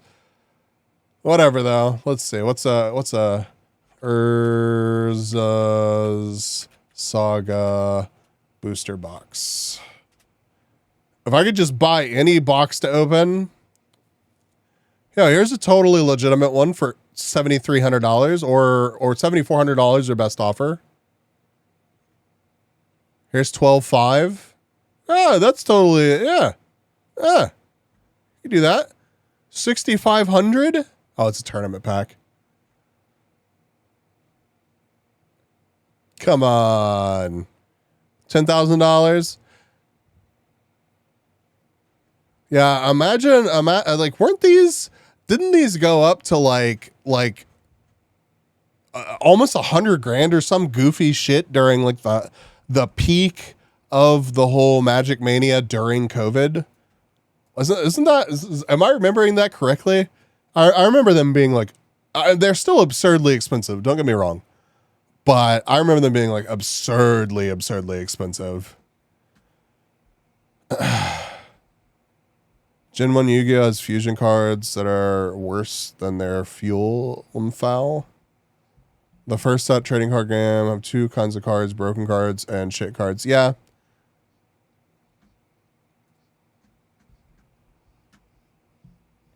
Okay. Let's watch the new episode of Jet Lag, then we'll figure out what we're going to do after that. Oh my God, quit. It keeps like resizing my VTube studio whenever I tab between things. And I don't know how I'm doing it, and it's very upsetting. All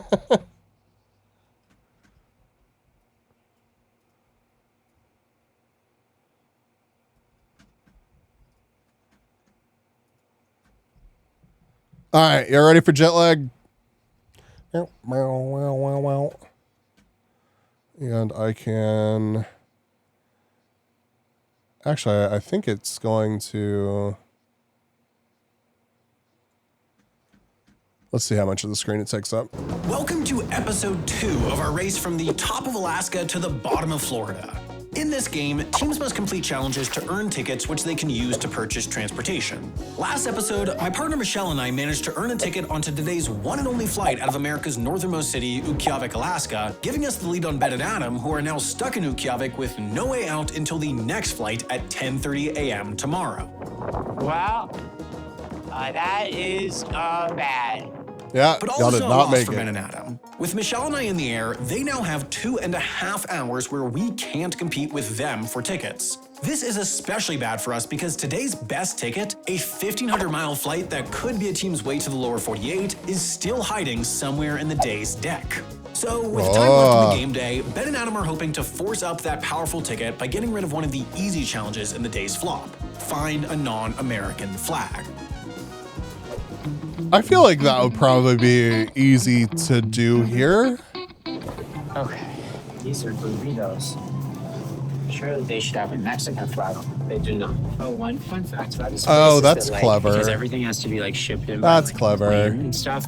Frozen pizzas are $20. Isn't that crazy? Ben, I've got great news. Oh my god.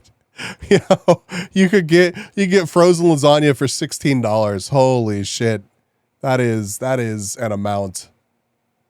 Michelangelo's baked ziti has a beautiful Italian flag on it. I feel transported. I feel transported to the great nation of Italy.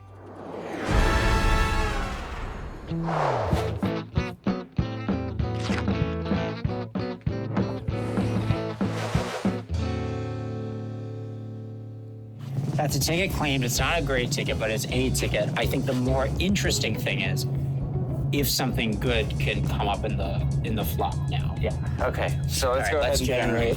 So what is it that they can get? They can get a special flight out or something?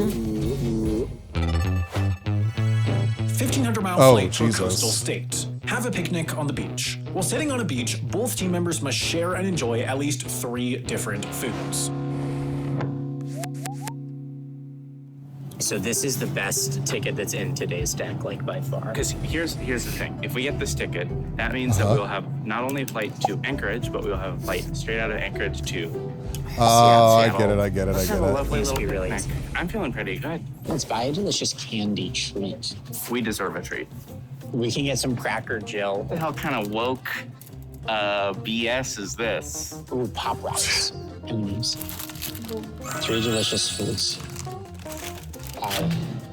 $7.90. Thank you. Well, that was actually less than I thought it was going to be. Is kind of big for us.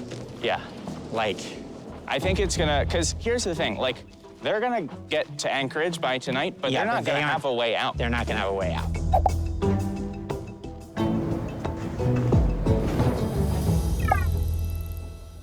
So you would think that Sam and I have a big lead because we're already on a plane out of Utqiagvik. But the answer is no. Right now, Ben and Adam, I'm guessing they're doing the picnic on the beach so that they can get down to the contiguous 48 So they're definitely going to be able to get to Seattle tomorrow. We, of course, have the advantage of being able to get to Anchorage tonight, but there's pretty much nothing much we can do once we get there. Maybe one challenge, but we're pretty much done for the night. We got to get to Seattle. Let's go to the beach. Beach, let's go get away. They say what they gonna say. Have a drink, clink, found a Bud Light. Bad bitches like me is hard to come by. So Oh, God. Beach. In a much more real sense. Welcome to the snack zone, baby! It must be so cold out there. Today on the snack zone, we are gonna be eating some cracker. Imagine being the polar bear like a quarter mile down the beach that smells you opening up the Cracker Jills. Singing the polar bear summoning ritual or recognize the sounds of the uninitiated. Yeah, same brain. It's like Cracker Jack, but it's Jill. That's done.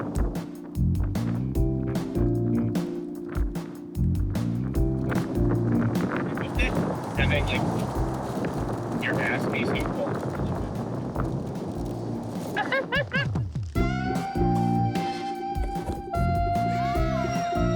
Wow. Ben, we have earned a 1,500 meal ticket. Thank you.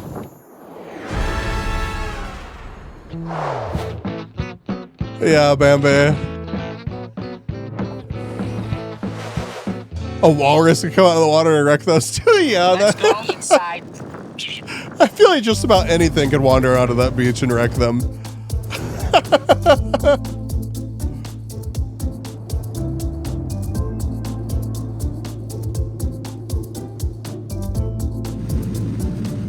We have arrived in Anchorage. The seal just like All right, I get jet lag. swooshes up real quick and fucks them up. Just got here, learned some news. I did. They were busy while we were in the air. So they have gotten their flight to Anchorage tomorrow. They've Wow. also won a flight to get to most likely Seattle. And they also found a non-US flag, and now they have a car. So it means we got some work to do in the morning, but Yes. good news is we have a plan, so let's go do that.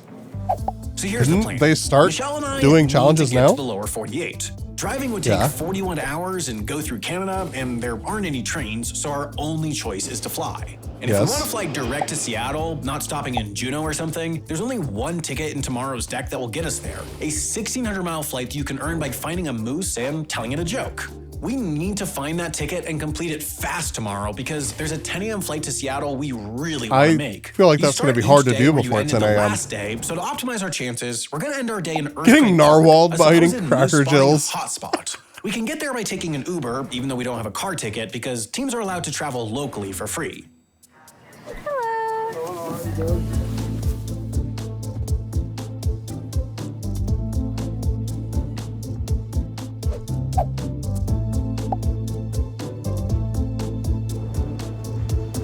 Oh, Okay, generate the new card in the flop. 400-mile car. Climb a tree. Climb up a tree to at least. it's so fucked up. It's just like a small comic of multiple ways of them getting absolutely demolished on a random Alaskan beach. Climb a tree to at least 4 feet off the ground. 4 feet off the ground. I don't think that's possible where they are. Okay, the new challenge is to climb a tree. I don't think there are any trees here, Ben. That one, it's not gonna be possible for us here. All right, Ben, do you want to hear my assessment? Let's hear your expert analysis. We have a full hand. Maybe I like our McClellan. hand pretty well. There's no cards currently in the flop that would really be useful to us. So I say we go to a hotel. Yeah, I mean, I think we can just call it. I don't really want to be out here when it's pitch black. Hello. Oh, ad break. We will chill for a minute before we get back to the show.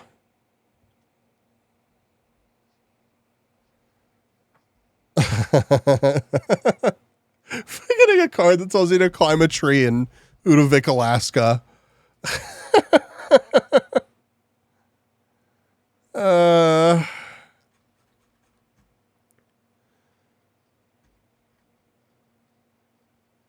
Here's a Saga booster pack.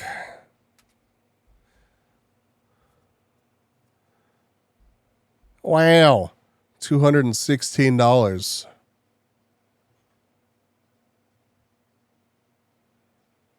Man. I used to buy these for like $4, not even like 3 something. What an idiot, not leaving some for the future. I could have known. All right, I think our ad is now over. Wow. We've made it to the park. There's a car that we could do here, the climate tree one. Correct. It's for a car thing, which is not very useful right now, but we might as well. We have space. Yeah, on our let's hand. climb a tree.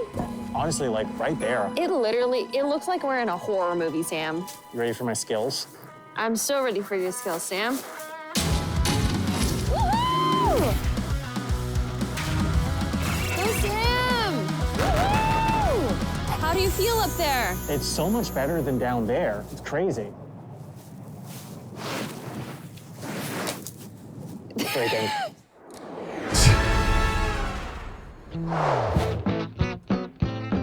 Why not?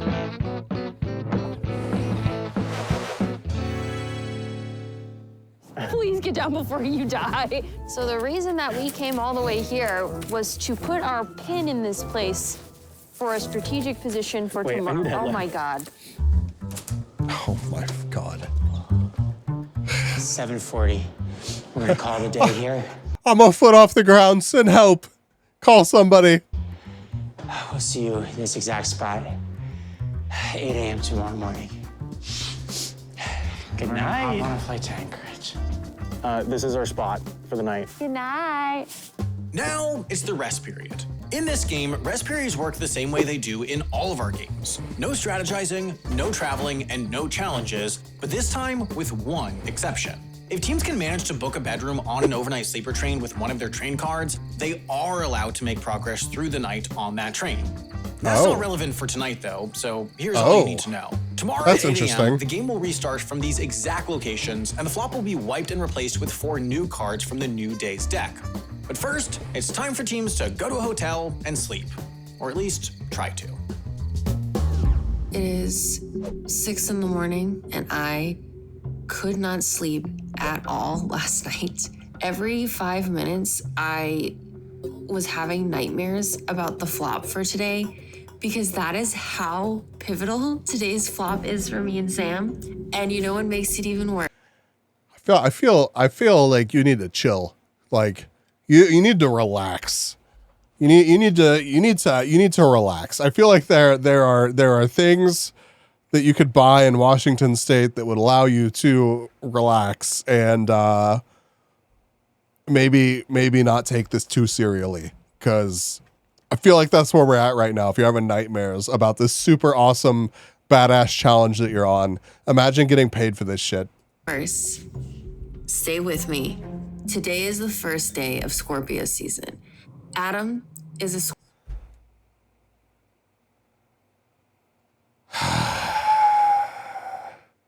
Never mind, you're a lost cause. I don't want to hear anything else that you have to say.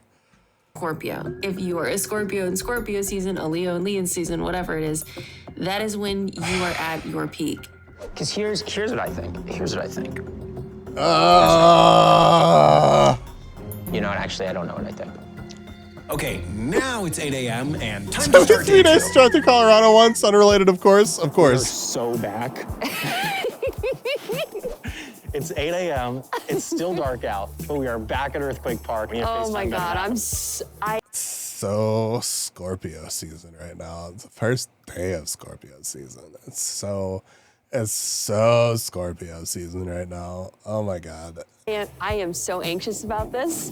Good morning. Boo. Good morning. All right. Were you scared? Yeah, we were really scared. Were we scared? Yeah, I'm scared. All right, I am generating the cards. An 800-mile train, the challenge, find a real gun. Whoa, a 600-mile train, spot a UFO. A 1,600-mile flight that is scheduled to land at an even-numbered time. Come on, let's freaking go. Let's go. The challenge is amuse a moose. And the final ticket is a 450-mile flight, contribute to a waterfall. Okay. Okay. See you in Key West. They seemed pretty pleased. Okay. We need a joke. We need a joke. Oh! This is really good. Oh, what the hell? My gut is telling me.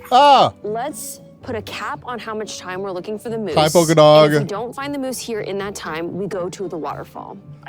My model works entirely too well with that redeem. It's actually kind of upsetting. They have to amuse a moose. Yeah, this couldn't possibly go wrong. Absolutely could not possibly go. Imagine if they found a real wild moose and tried to tell it a joke. I think that's right. I think we want to spend, realistically, we can't spend more than 30 minutes looking for the moose and still make that 10 a.m. flight. But we got to start looking. Yeah, let's go. I'm looking for moose jokes. We'll worry about the joke later. I mean, this raises the obvious question. They have 30 minutes to spot a moose in the fucking dark? How are they going to manage that? Are there moose in Utqiagvik? If you Google moose in Utqiagvik, an article from 2020 pops up that a moose was found here, but, quote, far from its natural habitat. I don't like that us finding a moose would be a news story.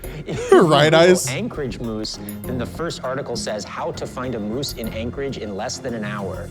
Okay, well, that's not great. Oh, here's a map. We're there. So, yeah, I think we want to just take this trail in, basically, right? Yeah. Okay, so let's head. Walk fast. So, do you think Adam and Ben are gonna try and find a gun? Maybe. I'm sorry. Oh my God.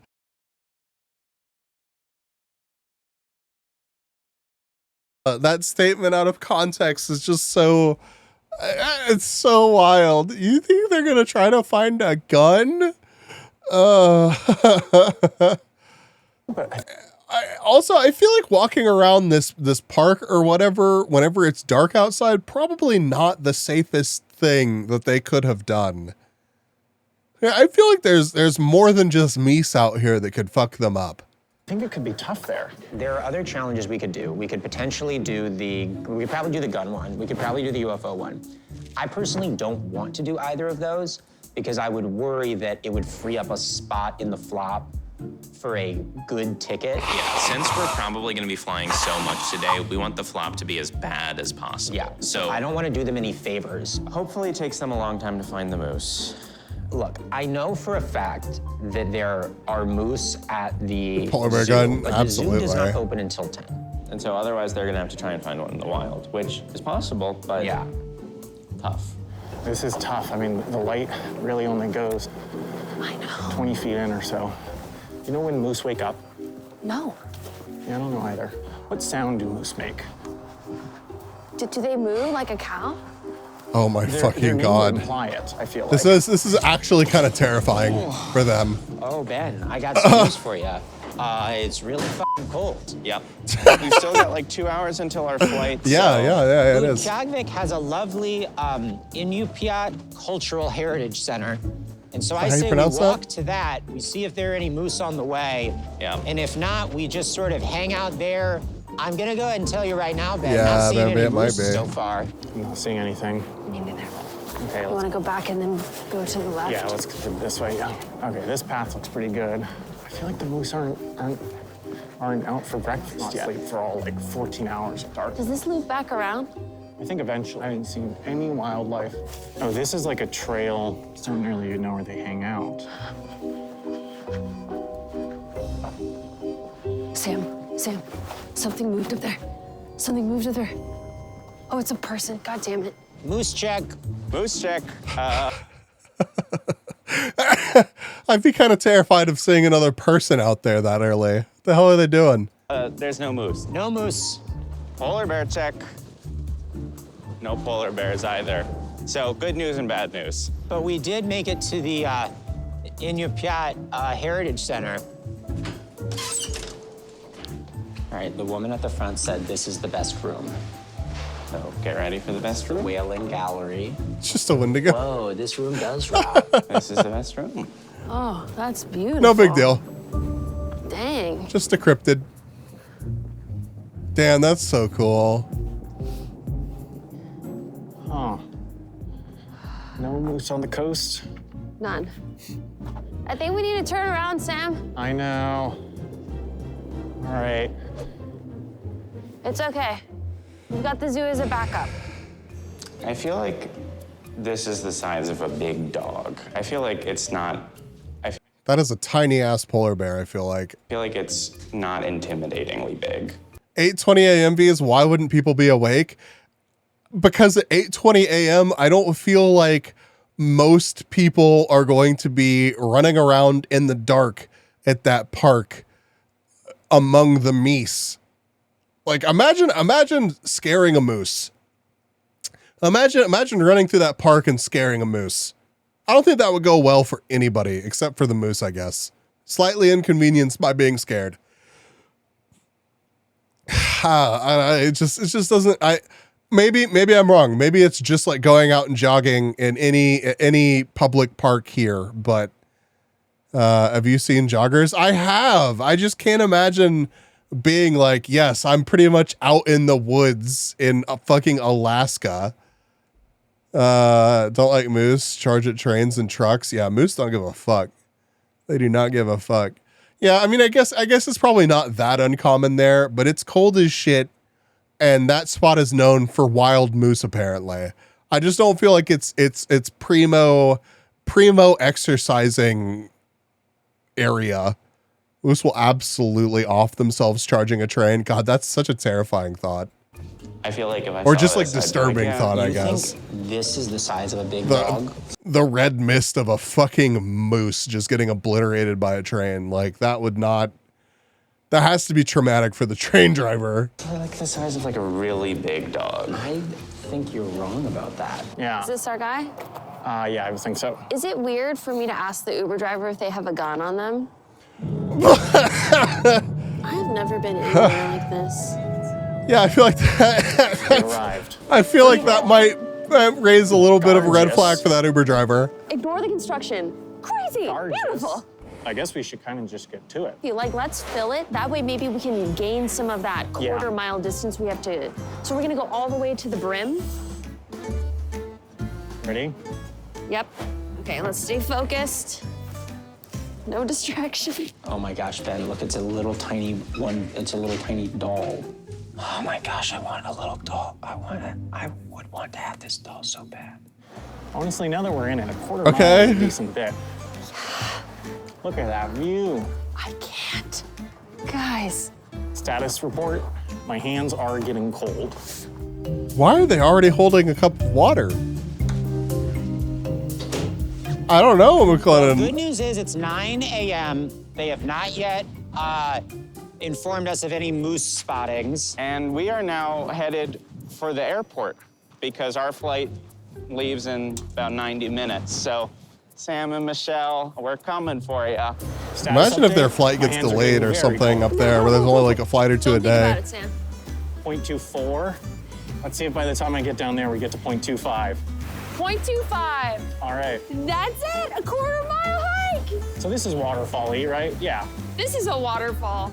This is a waterfall. Yes, that I'd say that counts. Look at that. Only lost a tiny bit. Definitely less than 10%. That's like 1%. Killer. Ready? I have an idea. Yeah. Oh my God. Can we sing Don't Go Chasing Waterfalls?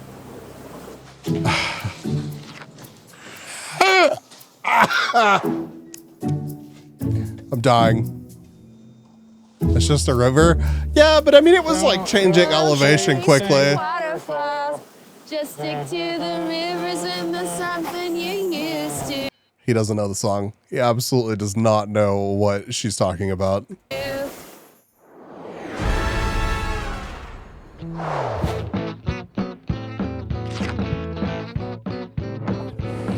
It's not the most waterfall-y waterfall, but I would count it. I would count it. Time to FaceTime Ben and Adam. What's up? Hello. Please tell me that you didn't find a moose. Oh, no. But we just showed this waterfall who's boss. Yeah. It's a nice looking waterfall. Well, enjoy that 450-mile Have flight. fun with that. Enjoy your flight. Bye, guys. Bye. Bye. Wow. We were kind of hoping. I mean, we were hoping that You know they'd what be she's talking about? Hold on. I got you.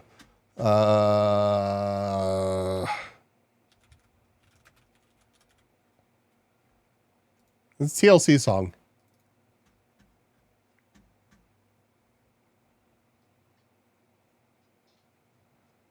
Yeah.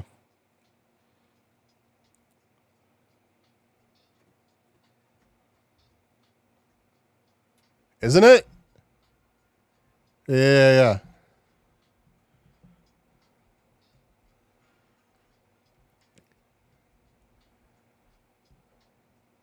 This part of the VOD is going to make no sense.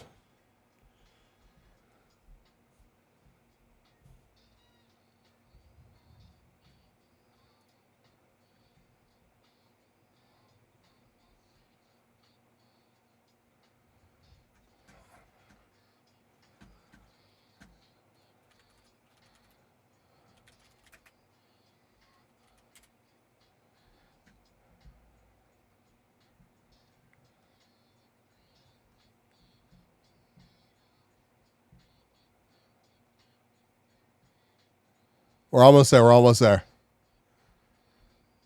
Yeah, no, it's from 94. Yeah.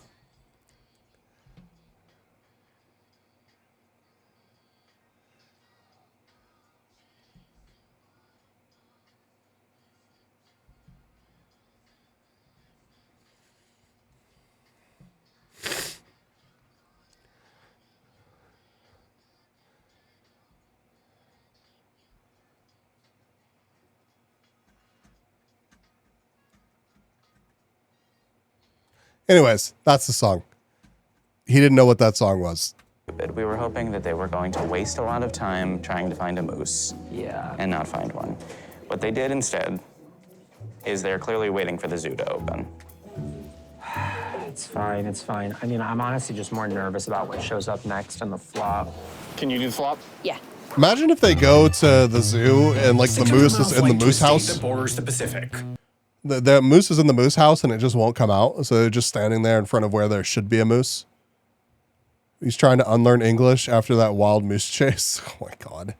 Plane spawned from across the Pacific. Plane spawned from the end of the runway for aircraft that cross the Pacific Ocean from Asia, Hawaii, or Australia. Okay. It's good? Okay, that's a pretty good card, unfortunately. We can't do that here. I mean, the only plane we can spot is the one that we're about to take.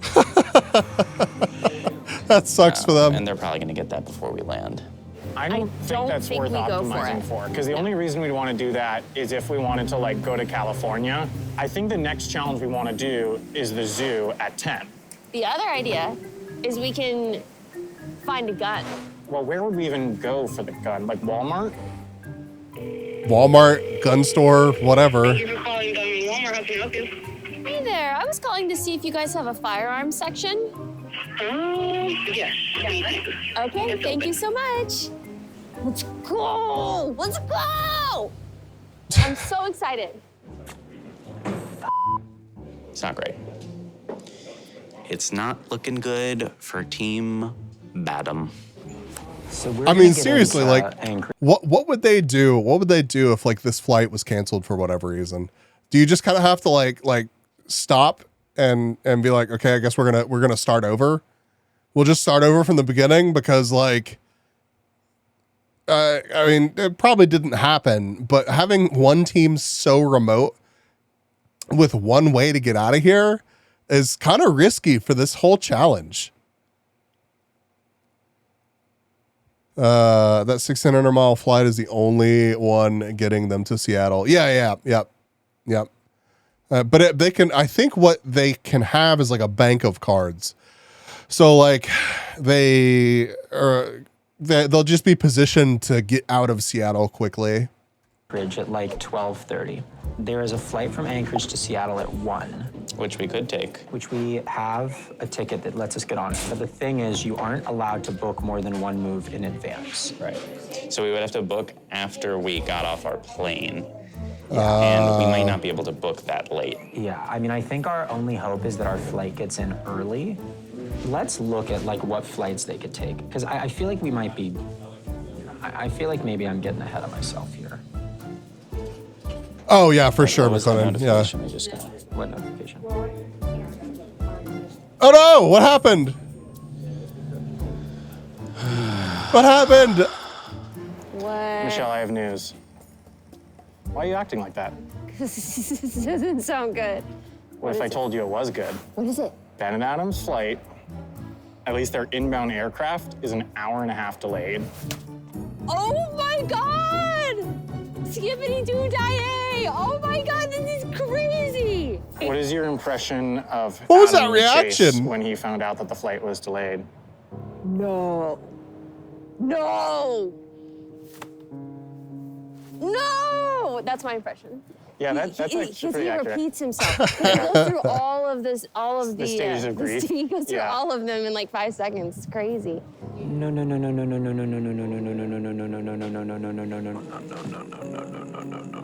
Close. Close. So now we're going to get in probably around 2. We cannot catch a break this You get in game. at 1:39. 1:39. We would have to try to get on the 225. That's pretty possible, though. Maybe. We would land 46 minutes before it leaves. Normally, you can't book for like 45 minutes is the cutoff. It's those kind of margins that make the show fun, though. Hey? Right? Hey, Sam. Okay, It's so entertaining here's the for thing. us. Here's What's the the thing. What's the thing? Well, so their flight seems to get in now, probably around 1:30-ish. but the last flight that they could get out is at 2:25. No. To Seattle before. No. Before the end of the rest period starts. That's So we really crazy. wouldn't even make it. Dude, it's wild how similar Walmarts look now. Like I remember going into like Walmarts and stuff ages ago. I know they all look the same for a long time now, but like this shit looks so similar to every other Walmart in existence now. It's crazy. To the lower 48. They might just get stuck here. Okay. Isn't it Foot on the gas, Sam. Those are fishing rods. These are not. Oh my god. Guns. So we have found a firearm. Okay, should we call them? Therefore, challenge complete.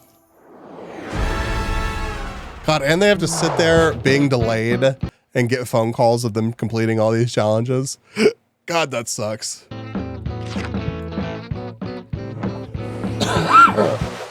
Sorry. Let's call them. Why are they calling us? Hey guys, I want to show you something. Oh, it's a gun. You're showing us a gun.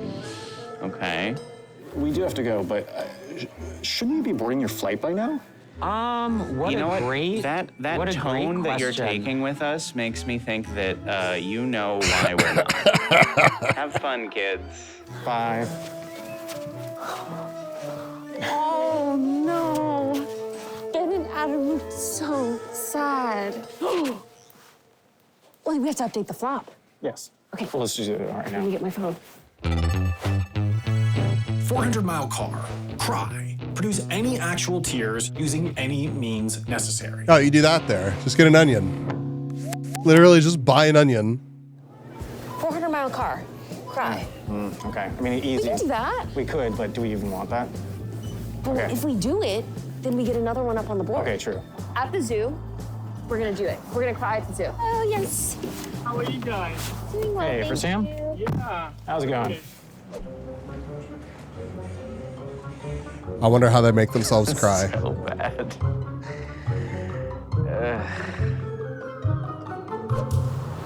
We have arrived at the Alaska Zoo.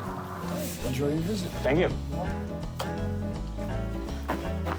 Hello, Look at Mr. this Yak. guy. Hi, Camel. Hello. Hi, Leah. Love you, hi, Trying to Leah. Simultaneously Cry. cry and find the moose. Almost there. Fuck that, an onion, dude. Can we start it?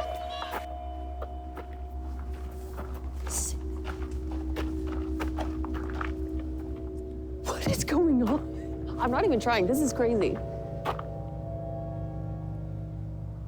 Yeah, you keep your eyes open long enough, yeah. You're insane, Sam. You're insane. You're so clinical about this. I was like, I'm gonna like think about something very, very sad, and Sam is just like computing a tear over here. Oh, and it's Wait, cold, wait, too. wait. Can you see it? I do see. Oh, Sam. Has it teared yet? No. Oh God.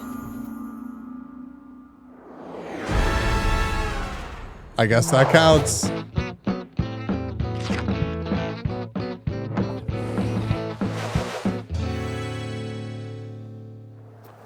Oh, Here, look at that. let me call that an animal. Another call. Do you see my tears? I was thinking about how sad you must feel right now. Sam. All right, we gotta go. Bye. That's so rude. So, as expected, they are barreling through tickets to try. Hi, to Leah, make how are something you? pop up. Hopefully, something befalls them. Sam, Wait.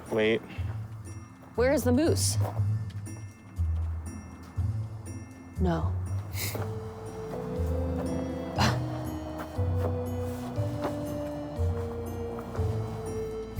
Can someone tell me why we're at a zoo next to the moose? exhibit I and knew there's it. not a moose in here. I I'm knew gonna it. say I'm extremely concerned right now. Well, Moose is in the Moose house being like, fuck you. This is not great. Maybe down here. There's a road that goes down here. Here's another moose exhibit. Moose exhibit. No moose. What is going on? There's our moose. There it is. There it is. There it is. Ren. Hi, Ren. Hi, Moose. Oh my God. Finally. Sam, you gotta tell it your joke. So, Mr. Moose, The bird thought it was funny. what do you call it when a moose gets scared? What? Moose bumps. Oh my God.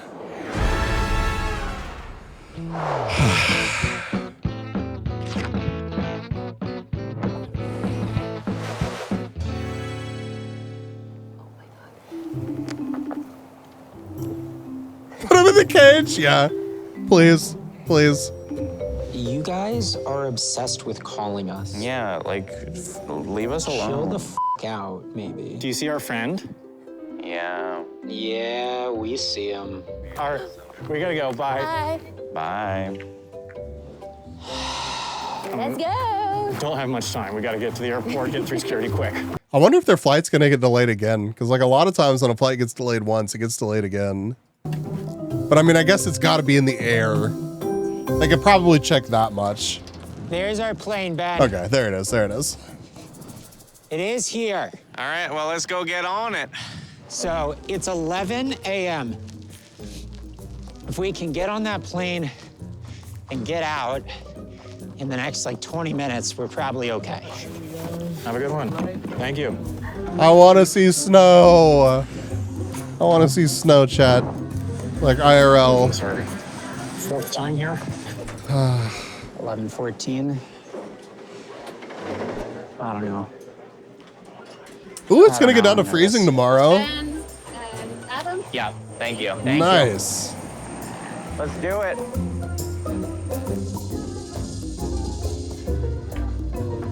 Yeah, well, it's good. We got a lot of people coming out. I was actually really tempted to buy one of those llama backpacks or alpaca backpacks, whatever they are. I'd say come visit, but we don't even have snow yet. Yeah, I hear that a lot of places haven't had snow yet. Like somebody in Wisconsin posted a video of like their backyard and they were like, yeah, we still have green grass. Oh, what the fuck? Now. They're putting away the cones. Okay, that seems good. Maybe that guy's the last guy. No, maybe that guy's the last guy. That guy dropped something. Get it together. Oh, is this where you took us for lunch the other day? Yeah. Want to get there again? I don't know if we'll have time for a sit-down spot like that. So, Sam, Michelle. I'm a little sad because we've been together for several days now, even before filming. Uh-huh. And there's something I did that you haven't noticed.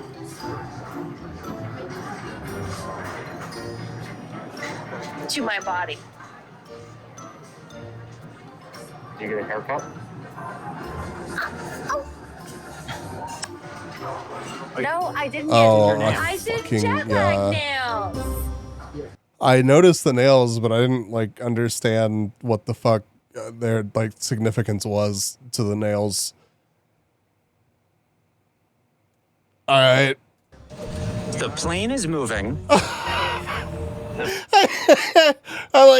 like how he is just like, okay, cool.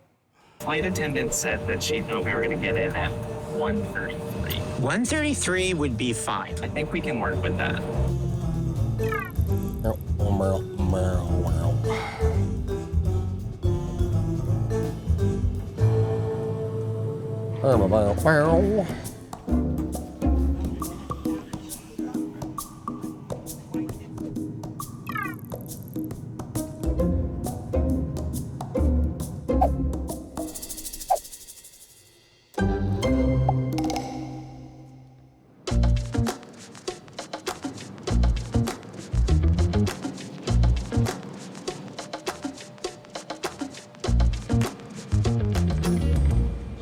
Flight's getting in. It's 1:48. Dang, that sucks. The flight that we need to get on leaves in 45 minutes. And it's not booked. We have not.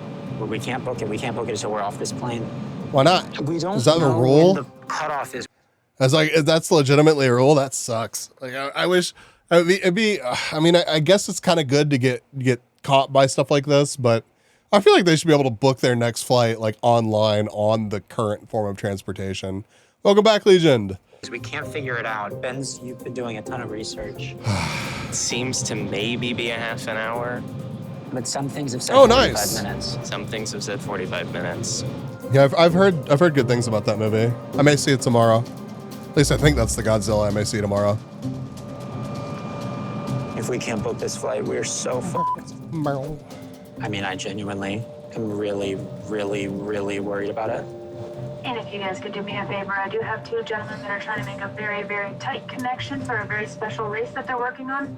If you would do me a favor and let them hop up before you so they can try and win this race, I would greatly, greatly appreciate it. Wow. Influencer privilege. Influencer privilege. How dare. B8. This is C8.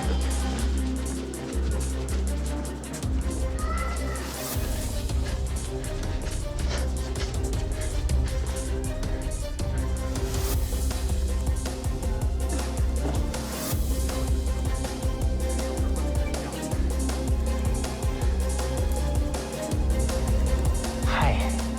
Is there any chance it's still possible to book a ticket on this flight? Are they gonna No. let me and Ben on the plane? That's the question. That was the question that we had. That's probably the question that you have too. I would love to find out. It really honestly just depends. It honestly just depends on that person working the gate. Cause like I had one of my flights, was it to, it was from Germany to Finland. I got there late and I hadn't technically checked in, and I like my seat hadn't been like given up, but I wasn't checked into the flight, and it was like leaving right then and there. And I made my way to the gate or whatever, and because it was a connecting flight. So I landed, I barely made it to the gate on time. The person working the gate was like already letting people onto the plane. It was super busy for her. And I walk up and I'm like out of breath, and I'm like, oh my God, it wouldn't let me check in online. What do I do? Like, is there anything that you can do for me? Just being like chill and respectful about it. And she was like, well, technically it's already closed up, but like, give me just a second to see if I can work this out. And she managed to like get me. I had a whole fucking row to myself. It was so nice. But yeah, it's like shit like that is so dependent on if you catch somebody on a good day and if you're chill about it, things like that.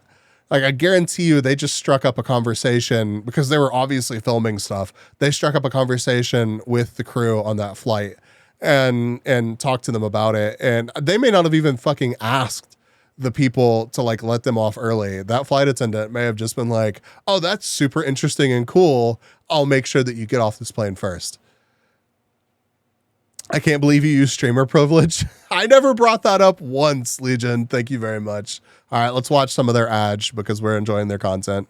And I'll link the channel for anybody that wants to catch up on any of their previous games. I really, really, really love this format. If these episodes were like an hour long each, I would watch every second of them every time. Like even just like more mundane travel footage of just cool stuff, I would love it. I hope that this stays very successful for them. I really do. But yeah, here's their YouTube channel. It's a great question. Restwell McClellan, thank you for hanging out. You could find out the answer And let me know when you get snow so I can come visit. right now, because episode 3 is out right now on Nebula. Because we put every episode up 1 week early on Nebula. So you could go, or are you checking to see if it's on there? Yeah. Well, by Wait, gum. is it? Yeah. Yes. Whoa, what? Wait, let me... That's crazy. Wait, Wow, do we that get is- on, wait, do we get on the plane? It's very surprising, the answer to that question. Oh my gosh. Whoa. And I'm really glad that I clicked through and found out. Uh-huh. Listen, we know that if you're watching this, you haven't been convinced by signing up to Nebula so far. And one of the reasons could be... You don't know that. You don't know shit. How about you stop assuming? I have a Nebula subscription. Thank you very much.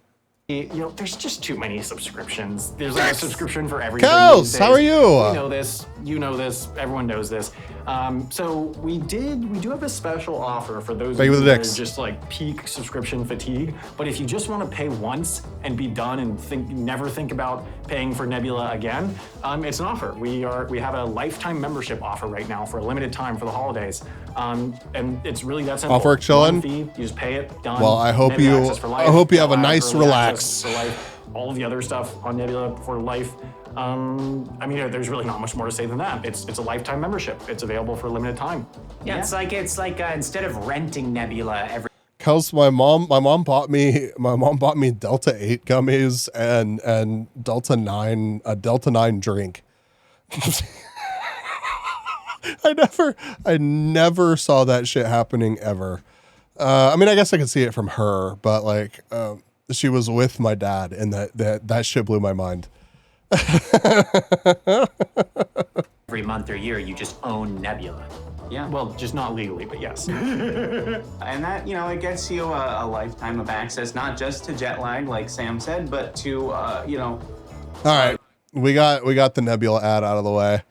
Oh yeah, we were listening to Waterfalls.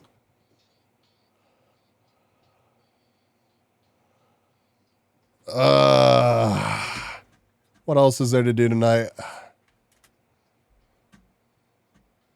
think there were some recommended videos.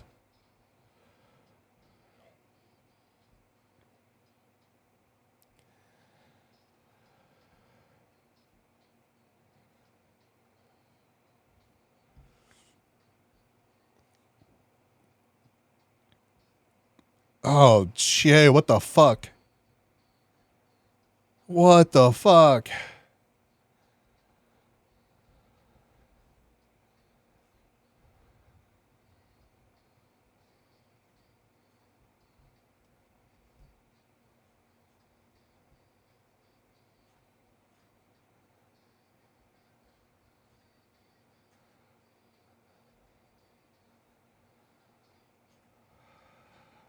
Okay.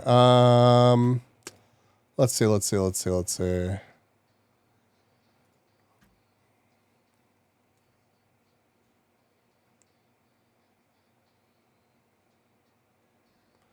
nice. The streamer awards are on February 17th.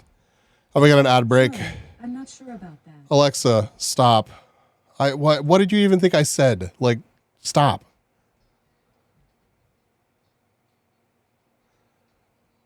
Wait, what the fuck? Pippa was on Chibi's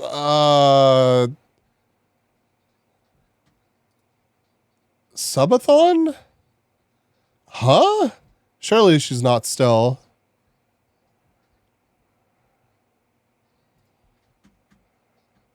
No, she's not. I gotta check out that VOD. All right, let's check out some of the recommended videos from the Discord. Vids for stream.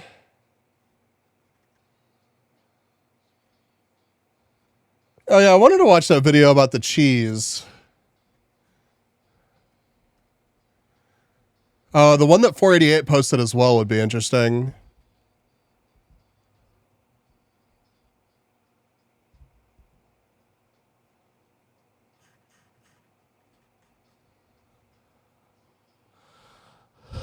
I think it was Pippa, Philia, and Tricky, and Chibi. Interesting.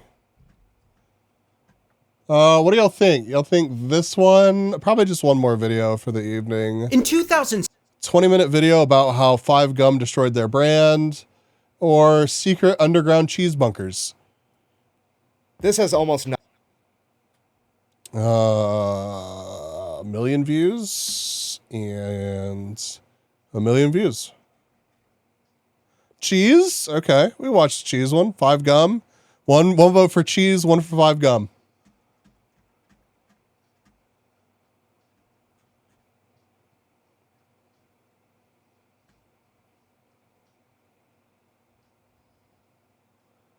Yeah, they kind of fell off, Rain. They really did. I mean, maybe we'll just watch both of them, but I am interested in the cheese bunker. No. I've been thinking about getting some disc plates.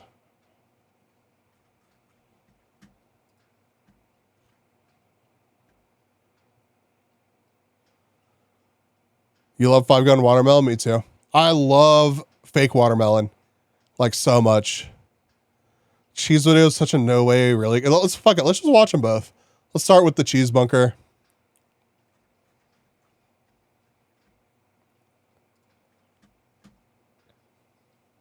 Nothing to do with the U.S. military, but it's so ridiculous I can't not talk about it. Today we're talking about America's strategic cheese reserve. Yeah, if you didn't know, the United States currently has over 500 underground cave warehouses spanning across 35 different states, the largest of which is underneath Springfield, Missouri, where America, as of August 2022, currently hoards 1.5 billion pounds of cheese. And just for the record, I realize I'm uploading this video very close to April Fool's Day. This is not an April Fool's joke. I am 100% serious. El Dorado is real, and Uncle Sam made it out of cheese. Look, El Dorado, the city of gold. And I know what you're thinking. Right now, you're like, wow, that's a cool... How do they cycle the cheese out? How do they, like... Well, I hope he elaborates on all that stuff rather like instead of it just being like, damn, a bunch of cheese in a bunker. Cool little factoid. I can't wait to share that with my buddy at the bar one day. But no, this is going to infect your thoughts for the rest of your life. You're never going to see the world through the same lens ever again. I mean, for example, let's just say you're at home watching The Walking Dead. You're going to come to the realization... Wait, there's real maple syrup reserves? We're probably not going to get to all of them tonight, Legion. I usually like to check out or at least like skim the videos before we watch them. But I appreciate you posting some recommendations. There'd be way more fucking cheese in the apocalypse than that, okay? You're never going to be able to watch Mad Max again without thinking about cheese. You have to come to the terrifying realization that you live in a world where there is a greater than 0% chance that one of these underground... Like, I knew that we had like giant like medicine stockpiles and stuff like that, and I've seen like the studies on what's the word? It's not potency, but like there's a word for the effectiveness of medication after its expiration date, and like we have vast stores of stuff like that, and like I know that we have a bunch of shelf stable food and stuff stored, but like specifically cheese, I did not realize that was a thing. Underground cheese caves gets mistaken for a government facility and gets nuked in World War III, and we're going to have to deal with a radioactive tsunami wave of nacho cheese. And this is real life. So I asked myself one question: how on earth did America get to this point? Because I know it didn't happen overnight. And what I found was the craziest real... I heard that we completely offshored all of our like penicillin production and stuff like that.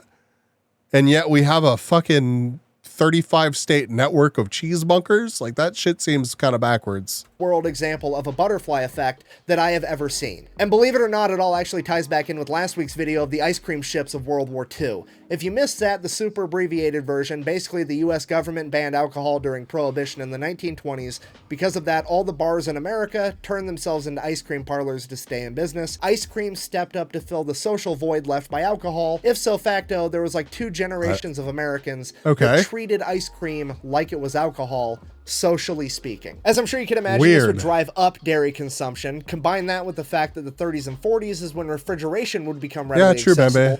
Meant that for the first time in human history, there was such a demand for dairy products that farmers could exclusively become dairy farmers, meaning that this would be the birth of the entire dairy industry. And honestly, it worked out great.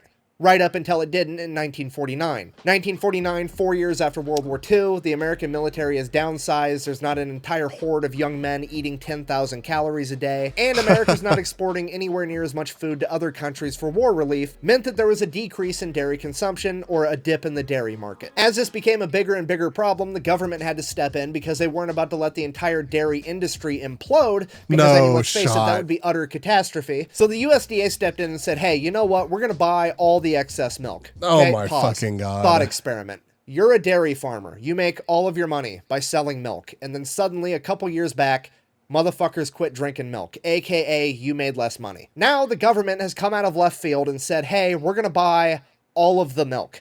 What do? You make more fucking milk. And that's exactly what happened. So just to be clear, there was already too much milk.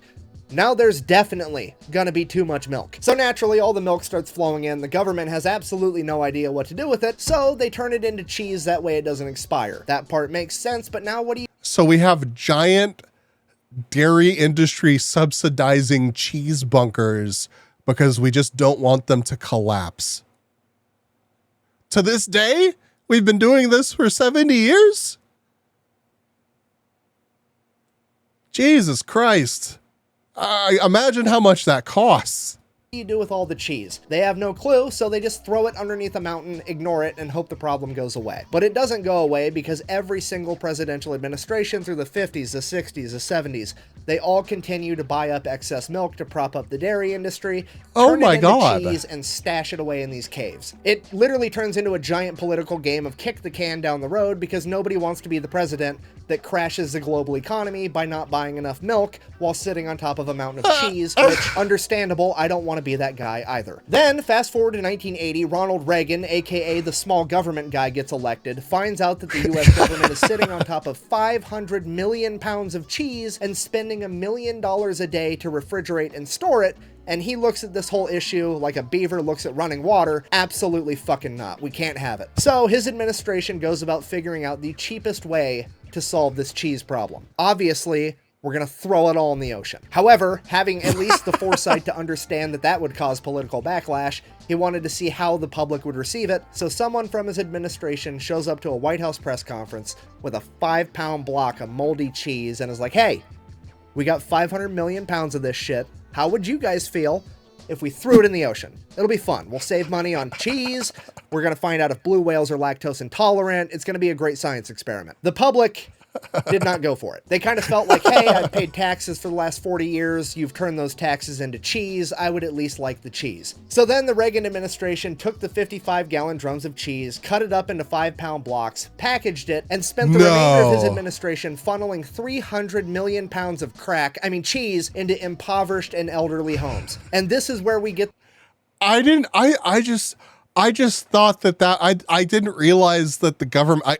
I've heard of the government cheese before. I literally thought that it was just like a staple food or something that was just part of like, your low income or need food assistance and you got government cheese or something. I didn't realize that it was because we had vast fucking cheese bunkers that we didn't know what to do with. So we donated government cheese to everyone. That's so insane. It's just shit's like referenced in songs like to this day. Like I want to say that like Kendrick Lamar has a fucking line about government cheese. Like what the fuck? The saying government cheese from? You're gonna end up eating a steady diet of government cheese and living in a van down by the river. The U.S. Man, little did they know that is literally the lifestyle that people aspire to these days. Living in a van down by the river. You made it. You made it, that van life, baby. The US government would then continue to give out government cheese until the 1990s when they seemingly ran out, because as of today, all 1.5 billion pounds of underground secret cheese in America is privately owned by corporations like Kraft and Velveeta. And this is the part where I wanted to end the video on a happy note of the government made a mistake, they fixed a mistake over 50 years, happy ending. Hooray. However, it didn't really make sense because something happened in the 1990s where the government was able to stop buying the excess milk. What happened? And that's when it hit me. It was absolutely the Got Milk ad campaign, the biggest, most iconic ad campaign of all time. I mean, every cafeteria in every school in America had a bunch of posters of famous athletes with milk mustaches saying, "Got milk, drink your milk." I vividly remember commercials as a child telling me that if I didn't drink enough milk, my arms would literally fall off my body. Well, Mr. Miller told me he never drinks milk. Look at him. Oh, that's not good. Got milk. Sure. What the fuck? I don't remember that one. That seems mildly traumatizing. Early, this is what inspired an entire generation of Americans to eat and drink more dairy products, right? I mean, yeah, probably. Yeah, pork, the other one might meat. There's been quite a few of those ad campaigns that are very questionable. Fucking Got Milk commercial got us. Yep. That was a real commercial. Yeah. Yeah. I believe that 100,000,000%. I really do. Adding curse milk commercial bees. Sorry. I feel like it's probably a compilation of just like inappropriate old commercials. Probably, but looking back on it now as an adult, doesn't it seem just a little bit weird that it wasn't a particular company putting on all these ads? Like, if there wasn't one company profiting from selling all this milk, where was all the money coming from? I mean, it almost seems like the government launched a giant psychological operation, ad campaign, just so that they could offload milk so they wouldn't have to keep contributing to their mountain of cheese. Well, I'm going to take this off now because that's legit exactly what happened. In 1995, the U.S. government... That's so fucking crazy. That's so crazy. It's really not that crazy though. It's like, you didn't think about it back then as a kid. I was just like, oh, I like milk. Yeah. Did I like milk? Chat. Did I even like milk? Do I like milk now? Have I been brainwashed? I don't know what's real anymore. Double fisting chalky milk in the cafeteria like a boss. Now I want chocolate milk. Holy shit. Chocolate milk sounds so good right now. God, that's so wild. So I guess 95 of those ads started popping up. I would have been too young before that to remember it. So it's just always been a staple. Or like whenever I was old enough to remember like consuming media and shit like that, I guess it's always been a thing. Holy fuck, that's so crazy. I legitimately, like, I'm mostly kidding, but that is legitimately kind of blowing my mind right now. Created a nonprofit organization known as Dairy Management Incorporated, and their entire job was to get the American people to eat and drink more dairy products. Literally a cabal of individuals plotting behind the scenes to get people to eat more cheese. It's the cheesiest conspiracy of all time, and I'm not even kidding. Anything that has ever been sold or marketed that involved way too much cheese on it, this company is behind. Okay, they're the reason that Taco Bell started selling steak quesadillas. They were behind the Got Milk ad campaign. In 2002, when Pizza Hut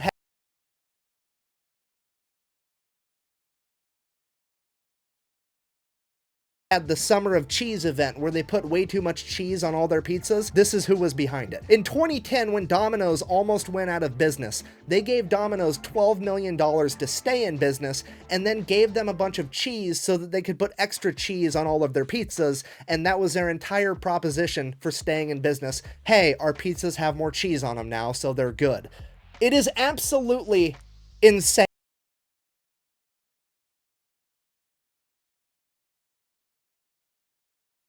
That's so, yeah, sorry, I was blowing my nose. That's so fucking crazy. That's so insane. What the fuck? That's like, I didn't even know the Domino's almost went out of business. Like, and like the fact that they just stayed open because the government was like, yo, we got some free cheese for you. Stay open. Make sure that your advertisements are extra cheesy, bitch. Like, what? Insane. So I did it. I found the world's cheesiest conspiracy, but then I found leaked internal documents from DMI. And they are the funniest fucking thing I have ever read in my entire life. Let me go ahead and read one for you now. It's a letter from Pizza Hut to DMI regarding a meeting they recently had, July 6, 1999. Dear Greta, we wanted to express our thanks once again for a wonderful meeting last week. We appreciate Manager cheese marketing. Bro, imagine putting that shit on your resume. Holy fuck. Appreciate your team taking the time to share some very valuable information and creativity during our brainstorming session. Everyone is very excited about the presentation you gave regarding DMI's available resources and cheese industry insights. We look forward to working together to develop many cheese ideas we've discussed. I'm not going to just stand here and listen to you badmouth the greatest cheesemocracy the world has ever known. not even bad mouthing it. My mind is just blown right Bees now. can milk chat. Cabal get cheese, bitches. Drink milk, eat cheese, poop yourself. Cheese is love, milk is life. I don't know what we're watching. We're I don't even know anymore. We're watching a video about America's secret underground cheese bunkers, about how the government solved the issue by giving away absolute shitloads of government cheese, which is like, that's where the term government cheese came from, which is absolutely a thing. And then the Got Milk ad campaign was it was funded by the government and the dairy industry to instead of America building up that underground cheese storage again, we psyoped, or they psyoped the American public into consuming more dairy with an ultra aggressive marketing campaign that involved bailing out failing companies and gifting mountains of cheese so that there would be more on their pizzas. And like, that's the whole reason the steak quesadilla exists at Taco Bell, is because of the cheese cabal. The fuck? What? Some of the most successful businesses and government projects of human history. USA, baby. Yeah, USA, like it's wild over here. Wild over here. Cheesegate. Brainy, how are you? Welcome. It's good to see you. You missed us opening Pokemon cards. I got a super cool Psyduck card. And I wonder, I don't know if there's quite enough for you to make a video out of, but it would be super cool if there is. And I'm going to do some more openings. We were talking about it earlier. Let me show you my Psyduck card. It's really cool. It should be like right up here. And where is it? Psyduck. Would you prefer to be paying more taxes for cheese storage? I mean, I don't want to be paying more taxes in general. It's just an insane situation, like at all.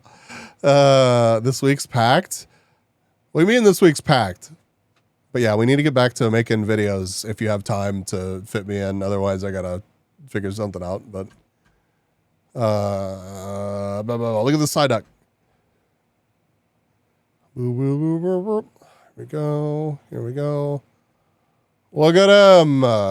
It's super cool card. I'm sorry, the camera's not doing it justice. I'll take a better picture of it. Look at a full art Psyduck card of him looking like he's tripping bulls in the middle of a forest.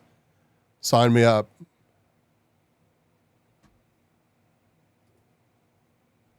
All right, back to cheese.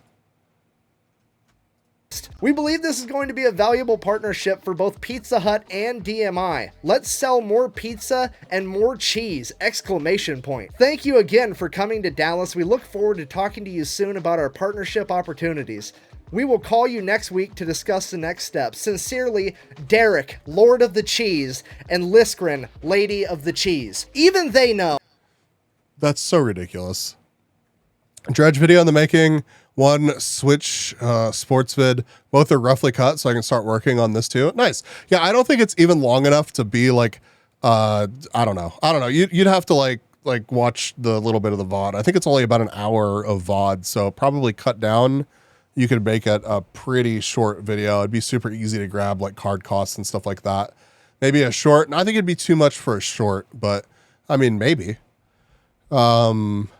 But yeah, if you have time to work me in for a video, then yeah, check out the VOD and let me know what you think. Oh, that this is a fucking joke. And if the quality's too shit, then we can just not worry about it. And I can get serious about getting my camera set up better so that next time I do an opening, it'll be better. Why is this such a joke? Well, because Dairy Management Incorporated, while it is a non-profit, they don't actually have to raise money for themselves like most non-profits do, because they're also a government checkoff program, which means every dairy farmer in America is legally required, whether they want to or not, to send this company money so that they can advertise on their behalf. And they're... What the fuck? That's annoying. annual budget is like $140 million a year, with their CEO and top level executives all making right around $1 million per year. Okay, if you're not picking up what I'm putting down, I'm trying to tell you there is a group of people in America getting paid $1 million to convince Americans that cheese is awesome. Okay, that's like trying to fucking explain to Stevie Wonder what nothing looks like and getting paid $1 million for it. He already fucking knows that, okay? It makes no goddamn sense. Cheese is so fucking good that it is the one thing on earth that if you're allergic to it, we're not going to say you have a cheese allergy. No, you're lactose intolerant. We're not going to say you're allergic because we all know you're going to eat that shit anyways because the consequences are worth it. Am I upset right now? A little bit. Is it because I'm jealous? Uh-huh. It's basically selling ass candles to dogs and getting paid $1 million for it. It is the most ridiculously easy job on the planet, and I'm so mad that it's not mine. Anyways, I guess if you made it this far in the Unhinged TED Talk, in conclusion, the U.S. government banned alcohol in the 1920s. It's set forth nobody pay Kung Fu for that. a ripple effect through time, and now some dude in 2023 has my dream job of making $1 million a year to convince people of some shit they already knew. And the U.S. has If the top people make $1 million a year, imagine like what the marketing people make. Like legitimately probably a couple $100,000 a year to be like, cheese is great. All right. Good talk, everybody. 500 million pounds of cheese hidden in an underground cave network. Fucking the more you know, I guess. Thanks for watching. Best way to support the channel is go buy some merch at thefatelectrician.com. Quack bang. Out. I'm gonna go eat some fucking cheese. Me too. I want to eat some cheese now. All right, you want to see how 5 Gum fucked up their brand? I'm interested in this one too. You're eating blueberries with coffee or just having blueberries right now? Speaking of getting a drink, I am going to start this video and get some water and sprint back. Let me know if I miss anything crazy. 7, Wrigley's 5 Gum would make its commercial debut with one of the most outlandishly over-the-top marketing campaigns ever developed for a food product.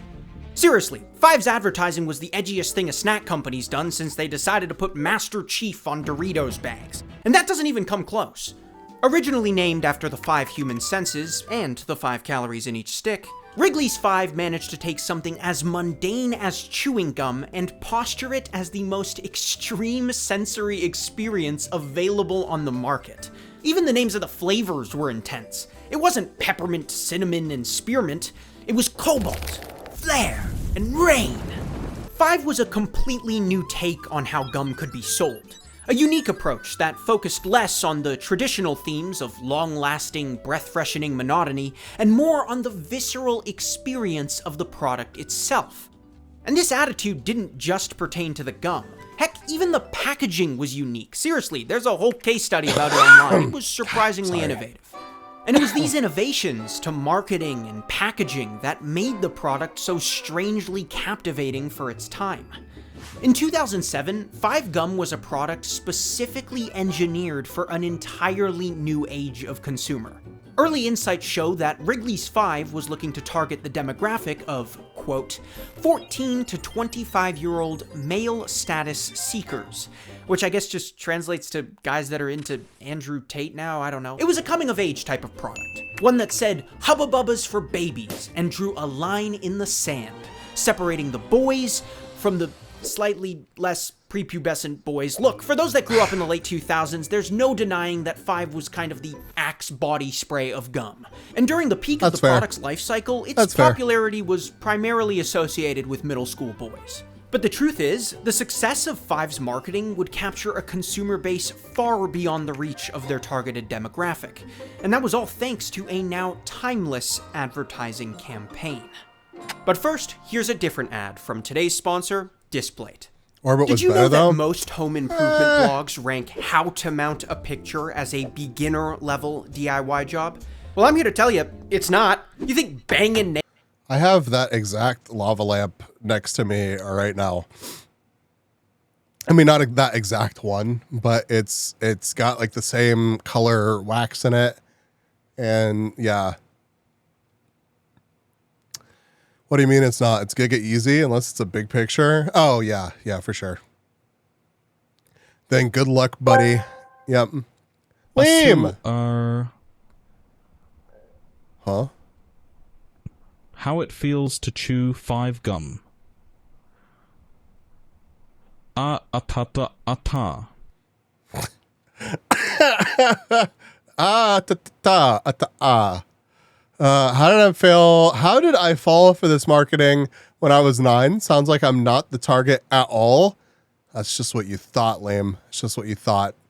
Yep, it's not. You think banging nails in walls is easy? I can't do it. Look at these hands. I look like I work at frickin' Build-A-Bear. Luckily, Displate makes decorating a breeze with high-quality, magnetically mounted metal posters designed to spice up. I just wanted a cool gum. The packaging seemed nice. Yep. I'd like the shiny foil. Any living. That wasn't just like silver and it had like not like embossed. I don't know what the textured 5 gum on it. Space. And with hundreds of different licensed and original designs to choose from, there is literally something for everyone. So when Displate told me they wanted to send a few of their metal posters my way, I couldn't say no. I called my mom up and said, "Hey, Ma, do you want a poster?" She said, "Sure." I said, "Pick one." This is the one she picked. Do you think I'm joking? No. And within a week, Displate was delivered straight to my door, ready to install in less than 1 minute. So if you want to support the channel, why not head on over to Displate.com. I would shill Displate. I should email them and see if I can get a code. That'd be cool. I wanted my senses stimulated. Ayo. I think the shiny foil is how they got me. That makes sense. Packaging was just so smooth. Rubbed my edgy teenager brain in good ways. Yep. I thought 5 gum was also pretty strong in flavor. Yeah, for like a couple minutes. That foil that kids would rip off was the wax paper and stick to everything. Cinnamon one was spicy. Yes.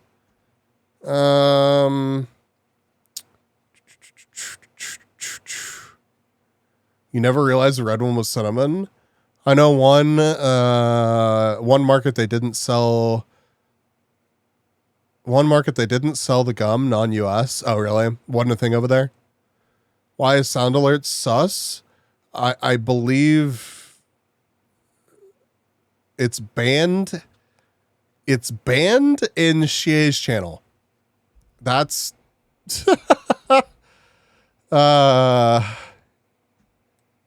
.com/slow start, where I've handpicked some of my favorite designs to help get you started. And by using the code SLOWSTART at checkout, you can get up to 33% off your order. Thanks again to Displate for sponsoring this video. The 5 gum commercials were a high-octane, adrenaline-driven thrill for the senses, designed to illustrate to the viewer that 5 wasn't just a flavor, it was an experience. And each one was different. Well. The taste of cobalt was equated to being launched at Mach speed through some sort of sub-zero pneumatic tube system. The taste of flare felt like skydiving onto the heat of 1,000 air vents. And rain was... To be honest, I still have no idea. Gum really not a thing over here? But that was part of the enjoyment. The commercials made 5's flavors appear mysterious and abstract, yet How it feels still to chew enticing. 5 gum. What going on in my pants? Oh no, oh come. God damn it. Bambi, what's the deal with loop snakes? I saw a YouTube video reference them and was just like, that's goofy. Then again, remember that gum is illegal in Singapore entirely, so no 5 gum there either. Why the fuck? Is it just like a cleanliness thing that gum is illegal in Singapore?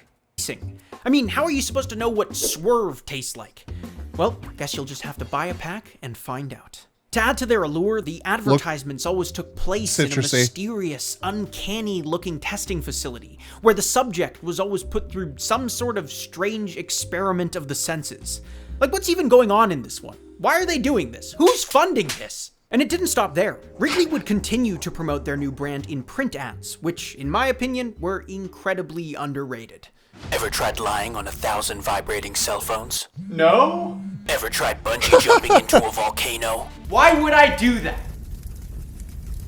Ever ride through a whirlpool on an electric eel? These are Minecraft becoming sound. progressively more ridiculous. All in all, 5Gum's original advertising forged an unforgettably distinct image for the brand that over 10 years later has yet to be rivaled within the industry of snack foods. Within a year of its release, 5 was practically a household name. Suddenly, gum was cool again, and now Hubba Bubba, Juicy Fruit, Extra, and the rest all had some new competition.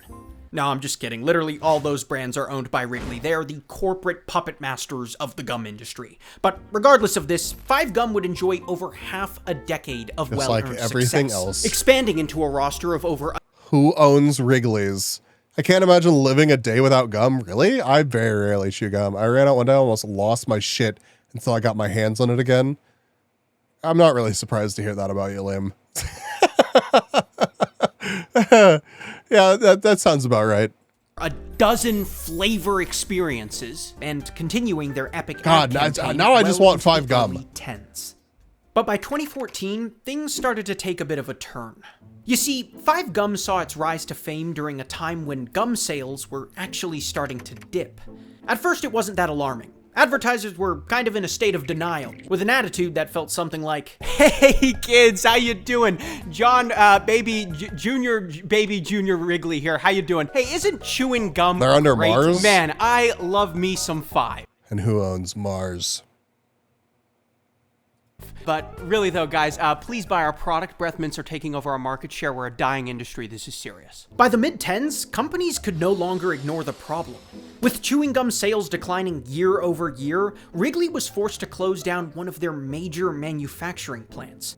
It was in Toronto, actually. It hit very close to home. We still don't really like to talk about it. But this shutdown wasn't just a kick in the pants. It was a call to action for Wrigley to completely reassess their marketing strategies. I see 48. That sucks. And what Wrigley learned was chewing gum had kind of lost its cool factor. What was once seen as a hip and rebellious Maybe I do have a problem. was now no longer valued within youth culture. Welcome in, Intimidator. Thank you for the raid.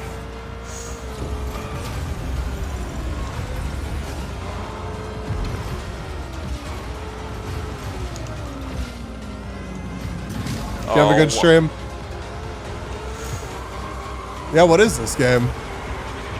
It's like one of the Hot Wheels games. This is kind of like a Hot Wheels game. Short but fun. Well, I'm glad you had a good time.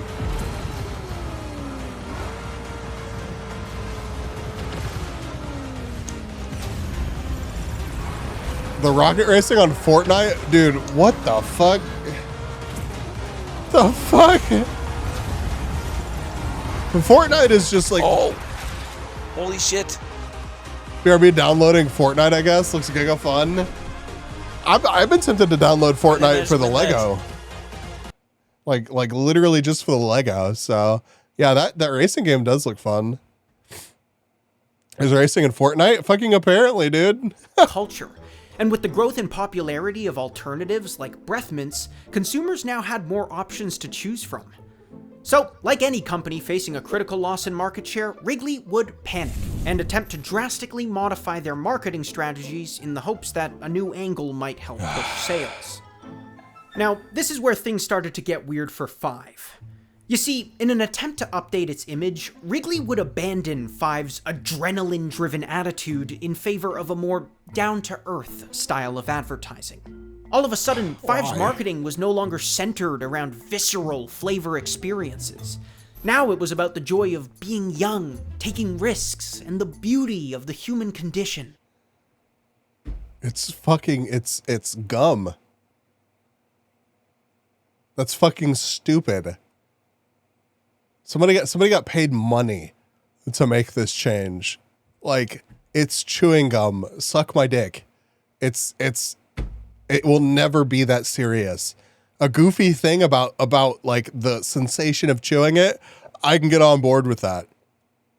Having some like heartfelt moment about the human condition for my gum. Nobody has time for that shit. And it wouldn't stop there. Over the next decade, the company would experiment with virtually every conceivable angle they thought they could capitalize on. Seriously, somehow Five ended up going through more phases than the middle schoolers they were marketing to, moving from raunchy to wholesome to... No one's actually done something like this before, you know, taking a piece of gum and making it into a piece of jewelry. And to add insult to injury, every attempt to rebrand... Probably because that's fucking stupid. Yes, would you like to see my chewed gum chain? Clearly, that's what people want to see, is some chewed up gum. That's fucking hot. That's so hot. Brand was more desperate and ridiculous than the last. That so I today, can see. I can see like Respawn working and being like laugh. gaming focused. To begin, let's start with Five's first offense. In 2015, the brand ushered in a completely new era, doing away with their tried and true slogan in favor of a much humbler mantra. Life happens in 5. Now, you don't have to be a marketing expert to notice that this new slogan communicates an entirely different message. Prior to this change, Five's whole identity was intentionally over the top. But here we see an attempt by the brand to equate Five to more relatable, realistic experiences. All of a sudden, the thrill of Five is no longer about blasting out of a peppermint-cooled cannonball. Now it's about the thrill of sneaking out, going in for a sudden kiss, or doing ballet. Oh, you're right. You're right. Yeah, I better not forget to wear my 5 gum JO crystal. It's crucial. But where these commercials especially miss the mark is with the feeling they attempt to convey. Yes, all of these experiences could be seen as heart-pounding, thrilling moments, but they have almost nothing to do with the thrill of the senses, something that Five's earlier commercials captured so effectively. Look at it this way. If my chewing gum delivers an overwhelming minty sensation, that's invigorating. If it starts making my heart pound, I'm calling 911. It almost feels like Five tried to create a more updated and relatable take on their old commercials, but forgot about the gum in the process. They're also still targeting young people, but this time around, it just feels way more forced. Photos from their website show 20-somethings hanging out, smiling, and enjoying the moment while awkwardly holding gum for... Fucking...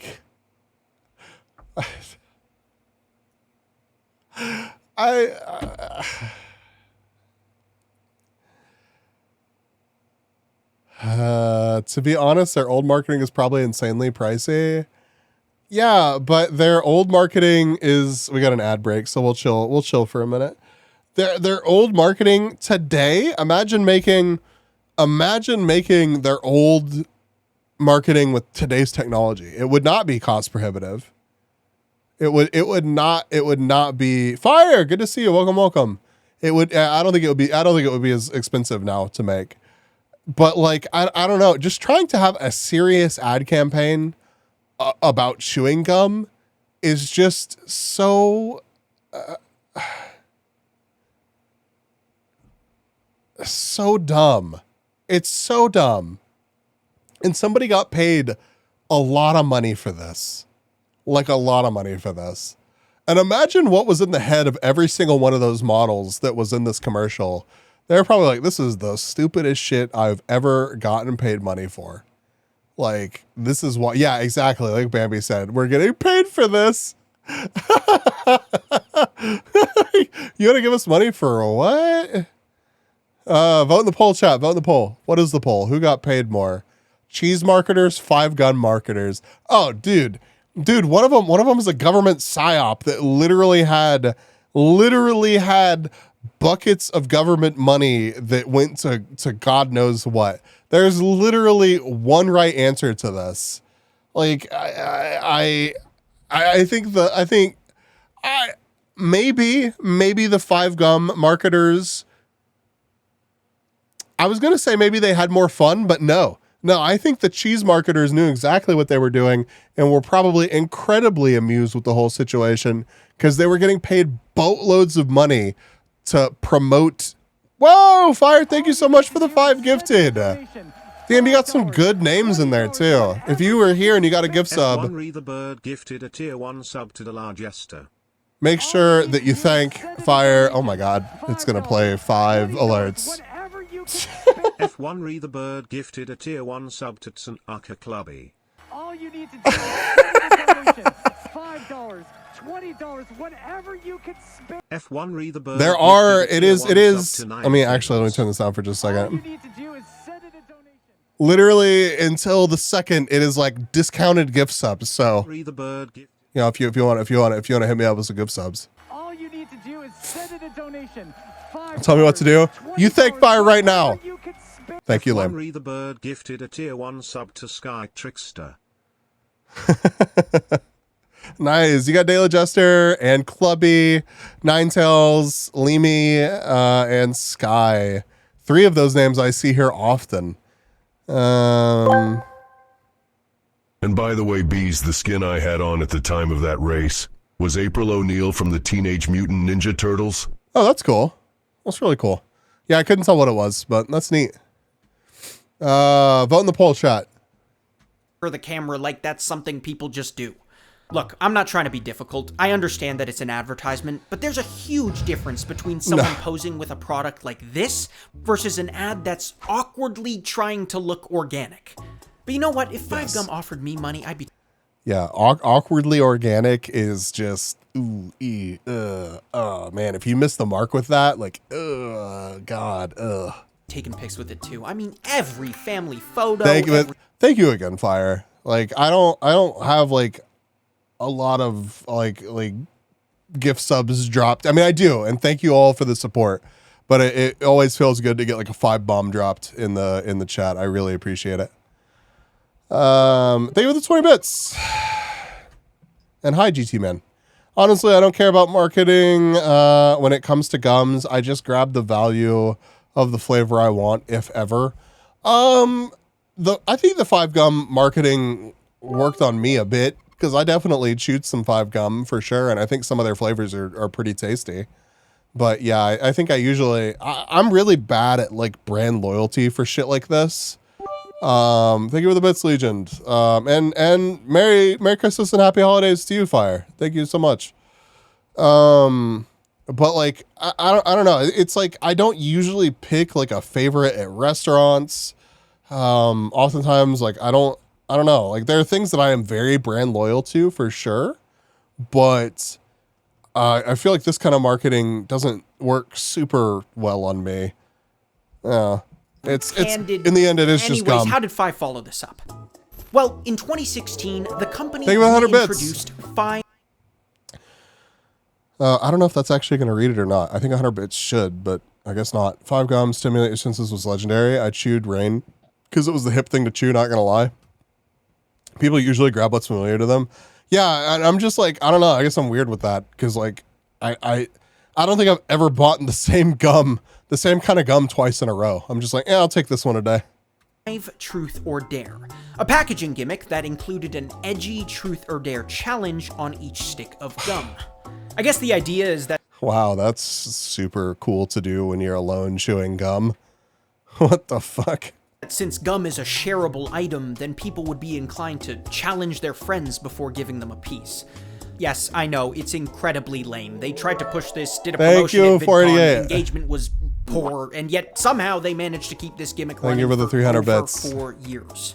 It was also very clear that this campaign was another ham-fisted attempt by 5 to try and pan... What the shit? Thank you for the hype train. And 11-0 people said cheese marketers, which I believe is the correct answer. 2.5k views on what? Huh? What? What kind of mayonnaise do you get? Huh? To young people. I mean, just look at this weird video from 5's marketing team that probably isn't meant to be publicly on YouTube. 5Gum reigned as the hot youth brand for years, but eventually, other options stole our share of the hearts and pockets of modern millennials. So we had to remind them that 5Gum is the gateway to intriguing experiences. This fucking hurts. This fucking hurts. Do you want me to disclose yours and Moon's views? Yeah, I don't mind that. Well, what are you talking about? Which video? What are we talking about? I'm confused. We have a level 2 hype train going on right now. 3.5 minutes left on it. 73%. Bend the knee to chew 5 gum. This gum make Nick Fury. His Pants Avengers assemble for the flavor in my pants. We had to remind them. I guess I'm just not like that passionate about like the like I'm not too worried about it because it's such a small purchase. Like if I buy the gum and I don't like it, I'll just get some different gum. But like I said earlier, I really did like there were a couple 5 gum flavors that I really did like. And I thought they were pretty intense flavors. So I got cupcake flavored gum in New York. That sounds like it would be good for about 30 seconds. It made my ex so mad. Why? Why would that upset anyone? I think it's Duke's. You think it's Duke's, but you're loyal to the brand? Now I'm sus of the situation. Carrick, thank you for the resub. OMGB1 big OMGB1 B OMGB1 strong.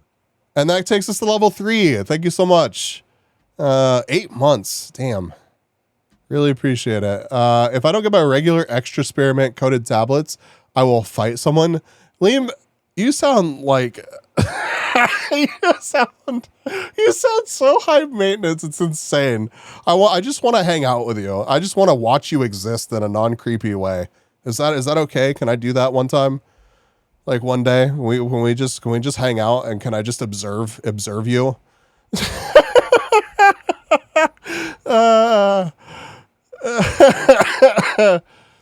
That was 8 months in a row too. Thank you, Carrick. 30 seconds of okay, and then it was meh. It was so stupid. Yeah. Liam Watcher. Can you blame me? Like, can you imagine fighting somebody over a specific type of gum that you need in your life and just going like absolutely feral because you don't have it? You sent the gum in DMs. Wait, what were you talking about views, Brainy? I'm confused. Gourmet. I read that as gourmet cum. Gourmet gum. That looks like it would be really tasty. But again, I feel like it would be tasty for about 2 seconds and then it would be gone. It's the one my mom buys. It's yum. Yeah. Duke's does have good mayo. I thought you were making fun of me, making fun of 5 gum, only getting 2.5k views. Oh. Gotcha. Now, as a person who worked in the marketing field, 5 gum was a staple of 2008, as it seems that people wanted to have what was considered cool at the time. Yes. Personally, the gum I chew didn't matter, as driving down the road in my old 2005 Ford GT, sitting at a gas station, I did have time to chew it.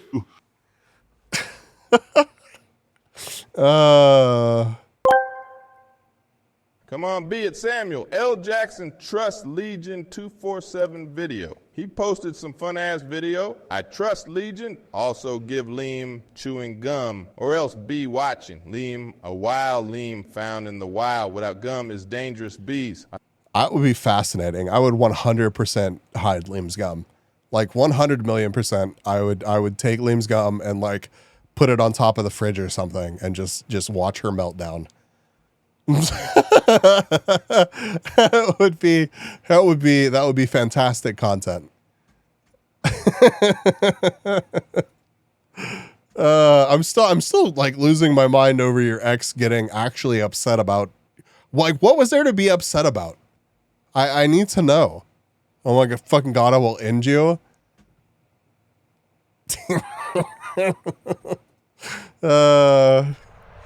Cringe. It's pretty clear Yes. that this is one of those videos an ad team puts together every quarter where they flash a bunch of big numbers on the screen so they can all high-five each other in a boardroom meeting. And whenever one of these things makes it out to the public, they are almost always embarrassing to watch. Yep. They're always crammed with cringy stock footage of stuff companies think young people do, like frolicking on a beach or dancing in a skate park. Why is it always a skate park? But the campaign didn't stop there. In 2017, 5 upped the raunch factor by making all their Truth or Dare challenges a fill-in-the-blank style game, which gave rise to packaging that said things like, "What's the most horrible place you've ever or have you ever with your pants on?" This isn't even edgy anymore. It's just crass. Oh boy, let me tell you, I chewed the heck out of 5 gum. Didn't you all, guys and girls? Remember the truth. Left swipe that. That was cringe too. But what made this even weirder was the fact that the next year, the company would immediately follow up this raunchy marketing gimmick with a tear-jerking, socially conscious... And here we watch the wild Lemmy, except she has been thrown into a You should, gumless Brenny. environment. I'm also running in fear of my life.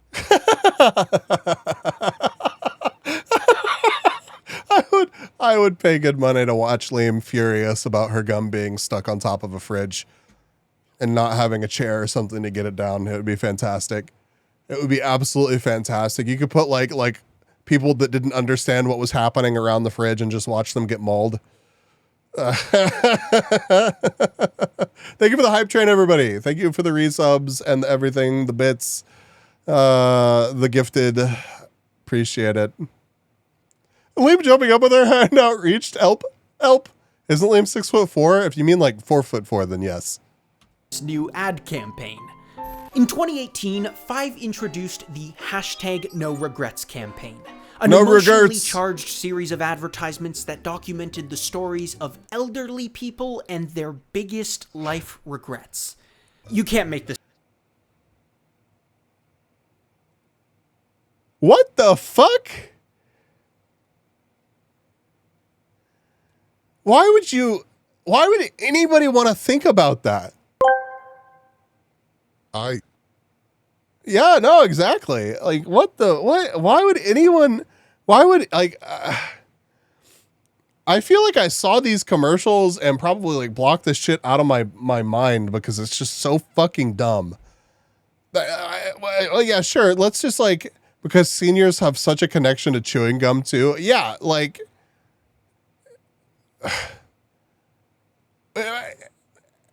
let's just remind everybody whenever they're making their gum chewing decisions for the day about our fleeting existence and the regrets that they may have.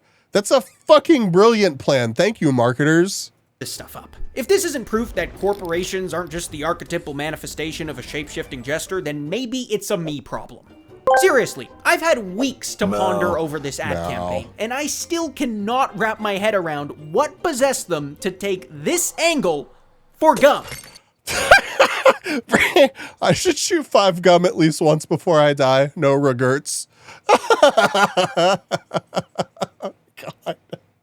Oh my God. I've had my way with a lot of women and have chewed a lot of gum. But dear God, 2016 5 gum was a load of shut. Yes. It makes the dentures stick to the gums, maybe, with the right application. Jesus Christ. It is shockingly sad. Each story in this campaign is a personal profile on someone who, due to bigotry, social stigma, or poor living conditions, was forced to live with a regret that they will carry to the grave. And while these videos actually do a surprisingly good job at shedding light on some pretty heavy topics, it still feels really weird knowing that at the end of the day, this is just an ad for chewing gum. Now look, I get it. Social issues are important to a lot of young people. And if companies touch on these topics, it will have an influence on their purchasing decisions. But that doesn't make it feel any less out of place. If you look on their Instagram, you'll see what I mean. On August 30th, 2018, 5 Gum made a post about Lin, a Chinese performer that was so tied down by work that she never got the chance to travel outside of her homeland. And then immediately after, 5 Gum posted, "What's your favorite way to #5Tree?" Never have I seen a brand communicate such a blatant loss of identity to their consumers. It's just off the rails at this point. By 2019, 5 Gum's entire brand image is in a million pieces. The popularity of gum is still in the dumpster. And in countries like Australia, the product is just flat out being discontinued. So, naturally, there's only one thing left to do. In 2019, As Nick Fury, I can tell you, we once had to assemble the whole Avengers team, including the Hulk, to stop a Liam Gutless rampant. It was the first time I watched him get defeated. We had to get doctors, stranger, bring gum from another dimension just to stop Liam. Don't mess with the Liam Gump Beast. That a world-ending event. Yeah, I'll take my chances. I'm confident. I regret nothing. I did lifting, acting, politics, and my secretary. What do you regret? Not chewing every 5 gum flavor before I fucking die. That's what I regret. Five is forced to make one last act of desperation, a final Hail Mary, with one of the most forbidden marketing tactics known to How about just go modern back to your original shit? pandering to gamers. Oh, no. April 27th, 2020. Yeah, there were its quite a first few Instagram flavors, post. Ice. Don't game without 5 gum. Engagement is clearly high. This one guy claims he almost ate an entire pack of gum while gaming. By God, this might actually work. The pandering continues. Suddenly, every post 5 gum makes is somehow tied to video games, along with baseless claims about how their gum now apparently improves focus. And they barely even need to try. Half the time. Bruh. What, do they put caffeine in the gum? Because caffeine-infused products taste like shit. I get it. Like, if you wanna put caffeine in gum and market it as caffeinated gum, like, I've bought caffeinated gum before. It didn't taste particularly good, but I mean, it had caffeine in it.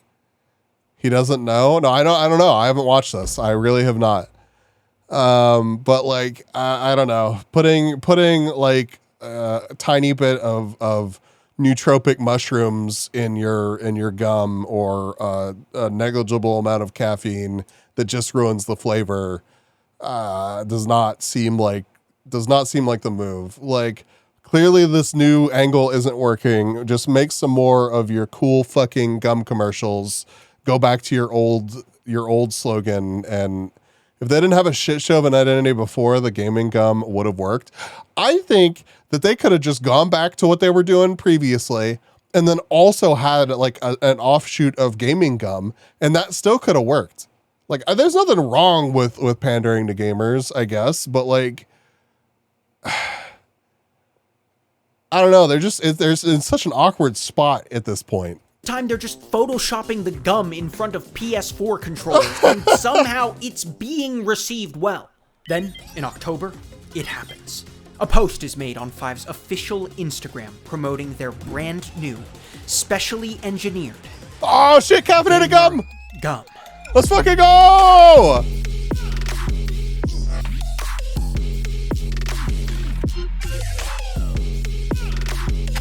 This is the bad ending. In late 2020, 5 Gum introduced Respawn, a gamer-centric chewing gum produced in partnership with computer electronics company Razer.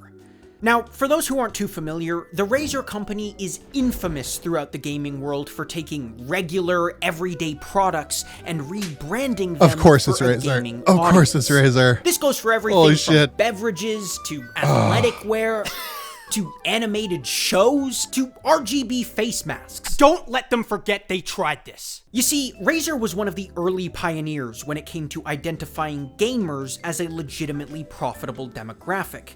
And that's inspired them to experiment with all kinds of ridiculous products.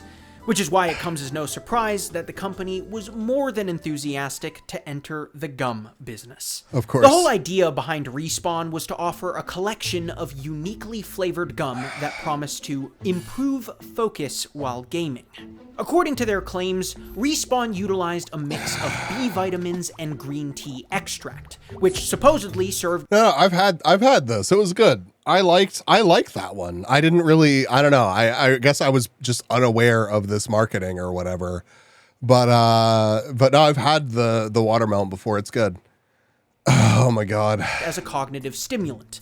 And while I was completely ready to tear this claim down piece by piece, I was weirdly surprised to learn that the science behind these claims is actually fairly solid. Turns out the consumption of B vitamins has demonstrated improved focus in scientific studies. Which means Respawn could kind of technically maybe improve your performance while gaming. It's a stretch, and it's much more likely that simply having an energy drink would be infinitely more effective. Yeah. But regardless, that's not the actual problem here. The real question we should be asking is, Who chews gum while playing video games? Am I missing something here? Is this a niche corner of gamer culture that I never got hip to?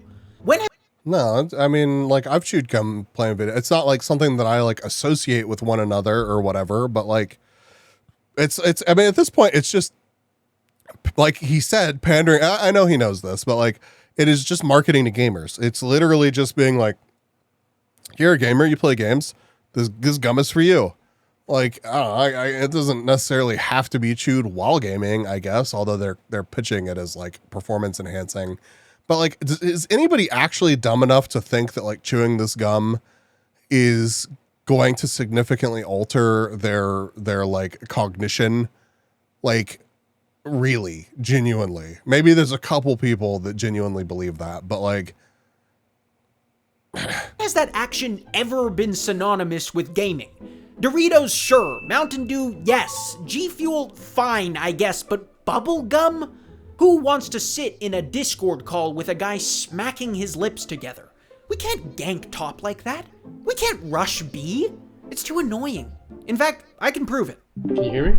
Yeah. True. What are you guys up to? Not much. I was just writing an email. What kind of email? That was an email to my boss. I was talking to him? Yeah, just about. Oh, I hate it. Oh, I hate it. Oh, I hate it. Oh my god, I fucking hate it so much. Oh my god. That's really. That's I hate that. What? What is that? I'm dying. I'm dying. Okay, so as far as the actual product goes, from what I can tell online, That's what good pussy sounds like. Jesus Christ, Respawn Ilya. ever managed to take off anywhere Jesus Christ. at all.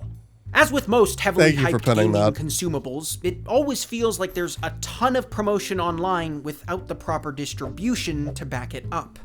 So, as a result, Respawn's official Instagram page is just filled with 14-year-olds asking why they can't find it at Walmart. And that basically brings us to today. As of 2023, Wrigley has practically pulled back the reins on the entire brand. Apart from a few sponsored publicity stunts, Five doesn't really advertise to the level they used to, and their roster of flavors has pitifully dwindled from over a dozen different options to about 4. So who's to blame here? Watermelon! Well, while it is true that the popularity of chewing gum has fallen drastically, it still never felt like Five Gum did themselves any favors along the way. Yeah, 488, Between it the drives me tasteless nuts. packaging gimmicks, social pandering, and the encasing pre-chewed gum inside of jewelry. Sorry I didn't cover this one in the video, there's not much to it, it's just really dumb. It feels like along the way, Wrigley forgot what it was that made their product so enticing in the first place. So here's my take on it. If Wrigley wants to get us excited about their product again, they need to take Five back to its roots. Yeah, that's all they gotta do. They need to remind us what made Five such a captivating product. Yep. Remind us that Five is an experience. They need to remind us how it feels to chew Five Gum. God, what a fucking good ending.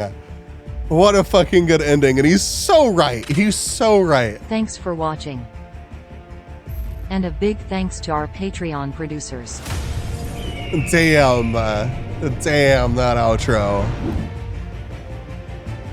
All right, well, that was by a channel called Slow Start. Let me link you the video. The channel that we watched before for the cheese bunkers was the Fat Electrician. Let me link that video. They will not spend that kind of money in this economy, so rip Five Gum. And it'll come back. It'll come back. Like give it like 5 years or so. Like the next time that we're just throwing money at stuff, and I bet somebody will slap the shit out of some Wrigley executive and be like, "Listen, bitch, this is like foolproof. This is guaranteed. This is guaranteed to work. Just remind people how it feels to chew Five Gum. That's all you fucking got to do. That's all you got to do." And like that, it would be so much less money to make that kind of commercial these days. The OG commercials were just right. They really were. They were good. I remember that. I remember I don't remember the exact moment that I first saw a Five Gum commercial, but I remember being like, what the fuck? What just happened? What just happened? Play the old footage with a filter. Whoa. You posted one? Let me see what you posted. Man, I don't know if my voice is going to hang on much longer for a stream tonight, but we have been we've been streaming for almost 4 hours. Okay. Yo, Fire, join the Discord. Welcome, welcome. Join the Discord. Come hang out.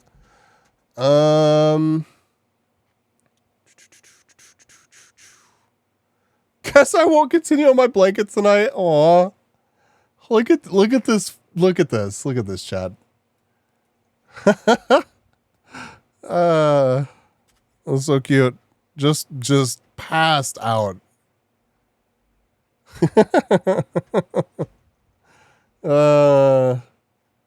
And then Sly Fox got super nerdy. Waited a month for this. Nice. That's cool. Dimitrescu can tell you Uh-huh. exactly what 5 gum tastes like. It tastes like when you enter my mansion Oh. and you see me in the room putting on clothes. Actually, never mind. Just turn on the wind machine. Flavors. Whoa. 5 gum, a warming sensation of cinnamon as you chew. I see. So impactful. Is this actually the commercials? Who was that? And why does that bitch sound like me? What the hell? How it feels to chew 5 gum.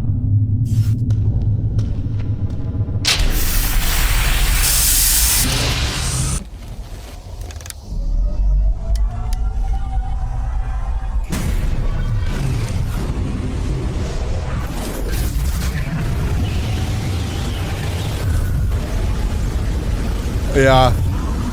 Pepperminted cools as you I don't know what the fuck this is, but I want to do it. Literally. stimulate your senses.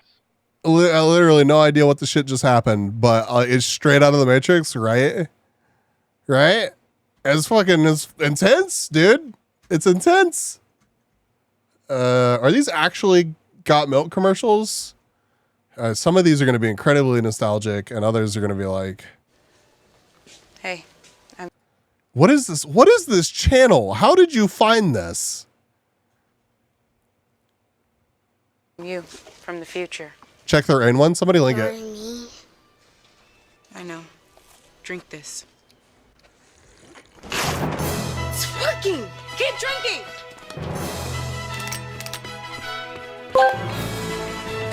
I am currently hugging a ferret that I didn't have a fortnight ago. He's cute. Aw, post a picture of the new ferret right now.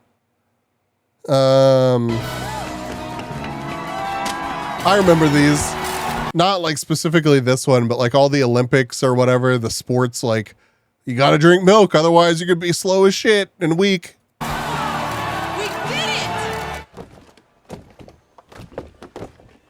Milk. My God, Jesus Christ.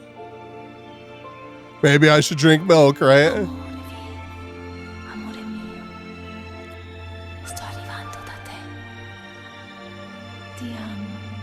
What the fuck is happening? Thank you, GC man. What? You don't like interrupted dreams? I might just be a drink for that.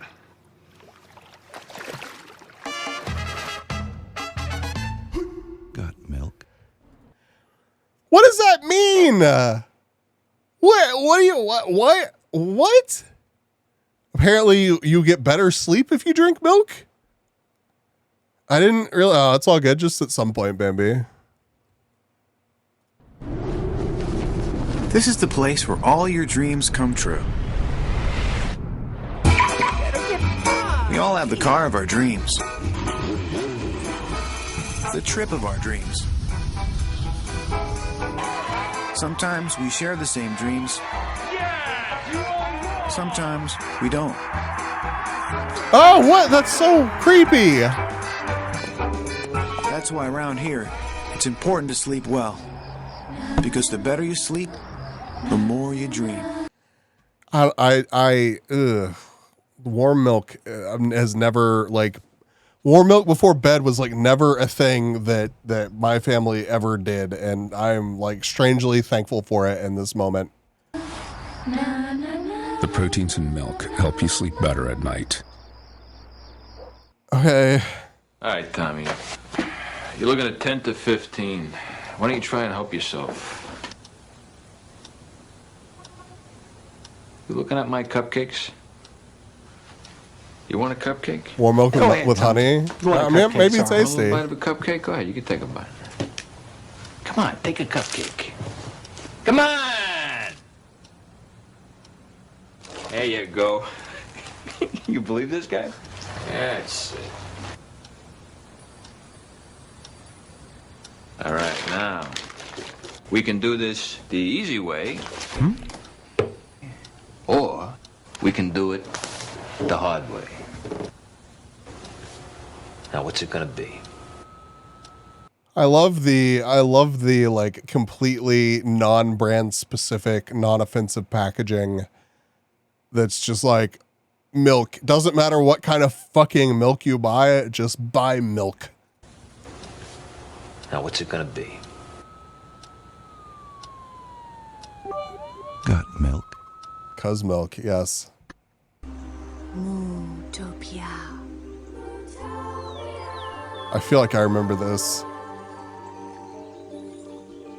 Excuse me, the shine from your hair is hitting me in the eye. The shine from your hair is hitting me in the eye. Stop it! You stop it! Stop it! Shiny hair, part of another perfect day in Mootopia. Oh my god. Oh, all right. We're taking a break from the milk to watch this. Jesus Christ. How it feels to chew 5 gum.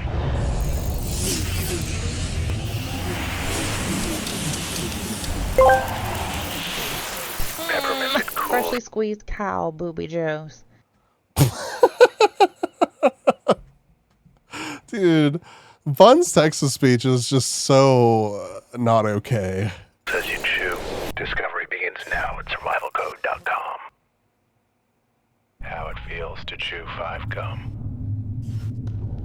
All right, we saw this one.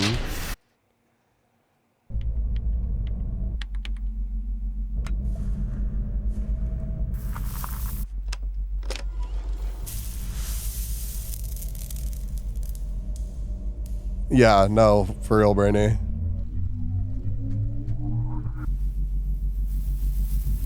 I just want to do this.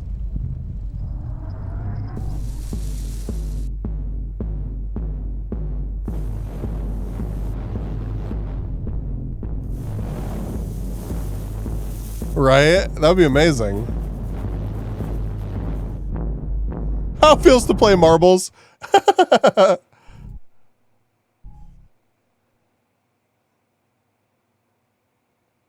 How it feels to chew 5 gum.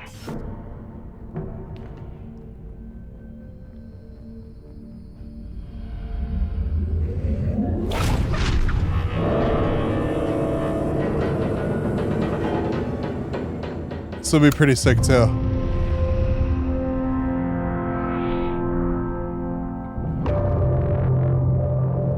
Spearmint that tingles as you chew. 5 gum. Stimulate your senses. New 5 RPM gum. Right, you just get cut in half, GC man.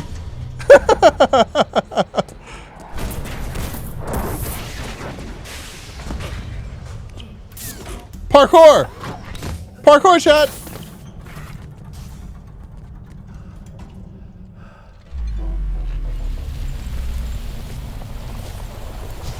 An energizing fruit or relaxing mint flavor. New 5 RPM gum. Stimulate your senses. Damn. New 5 React gum. Experience may vary.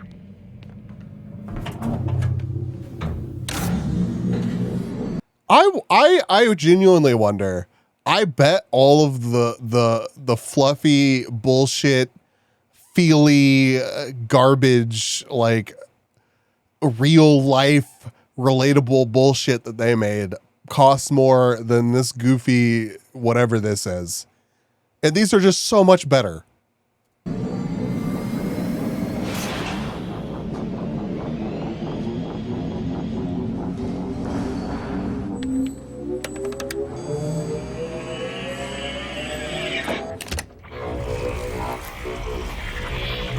Ask Matt, I don't know. Because, like, the effects in this are good, but I mean, it's not like they have to be incredible or anything, you know? That would be... Everyone experiences it differently. Sign me up for that React shit. Gum. Stimulate your senses. How it feels to chew 5 gum. Strap me to a chair and let me watch random weird ooze do cool things. I'm down with that.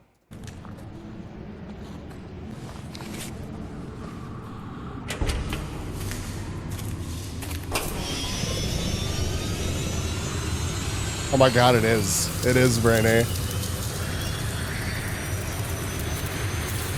Oh my god, we're freezing to death. It's so cool. A new mint flavor that intensifies as you chew. New 5% gum. Stimulate your senses. Damn it. Like, all this is making me do is want all of these like old 5 gum flavors that I can't have anymore.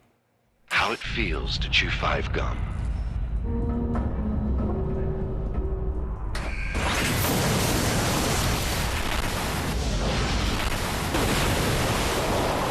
Breaking waves of watermelon as you chew. New 5 gum. Nothing feels the same after 5. I'm getting 5 gum watermelon if it's still a thing, like tomorrow.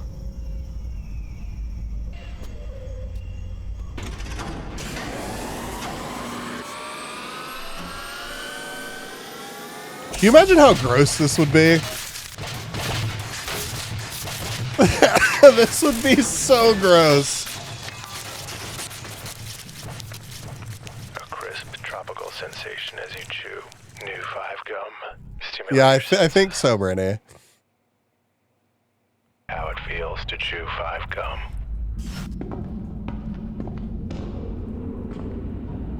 How many people would ever experience this?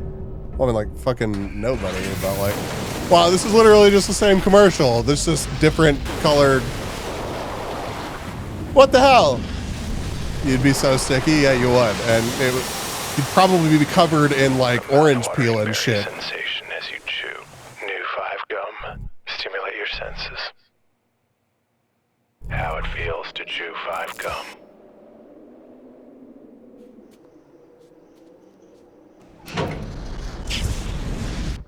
Whoa.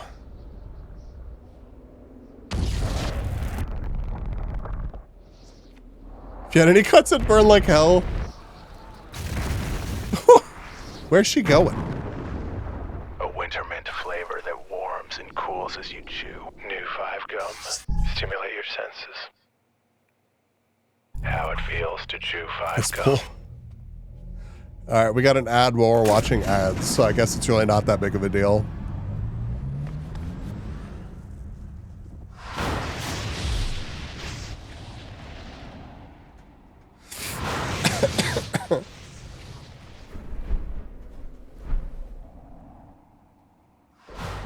A bubble flavor that changes from sour to sweet. New 5 gum. Stimulate your senses. How it feels to chew 5 gum.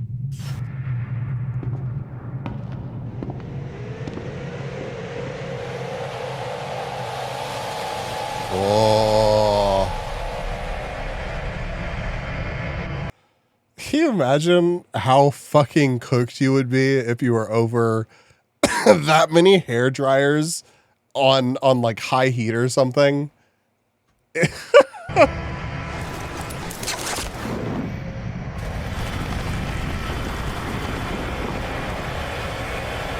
cinnamon that warms as you chew. New 5 gum.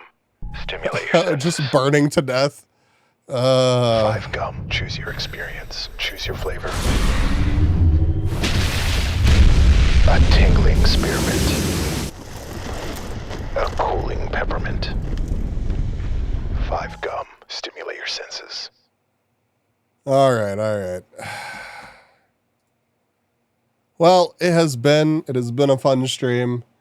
Let's see. Let's find somebody to raid. Where is my library?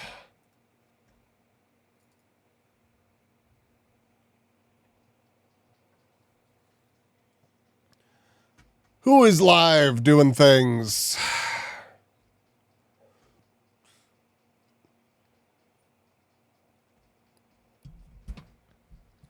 Whoa, we could raid DJ Clancy. Why do you have that Yoshi one come up? I have no idea. We've played videos like this. Ba-dow. Ba-dow.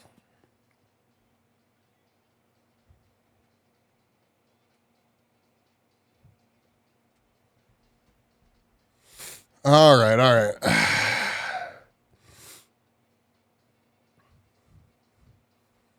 Any suggestions for raids?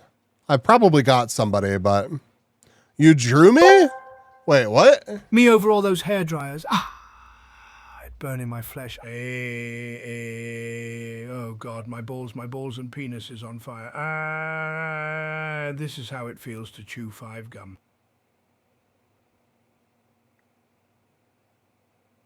Who redeemed the meta during that 488?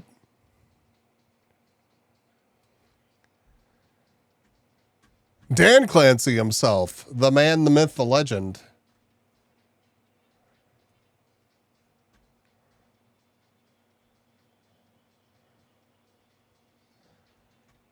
Let's see.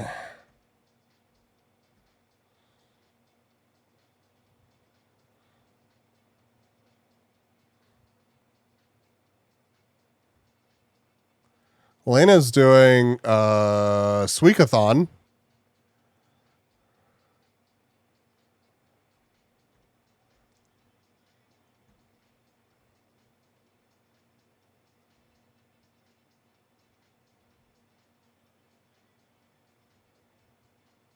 What is this person doing?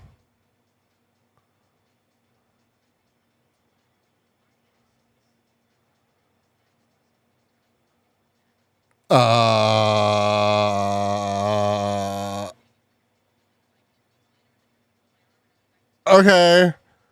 That's a cool story, I guess.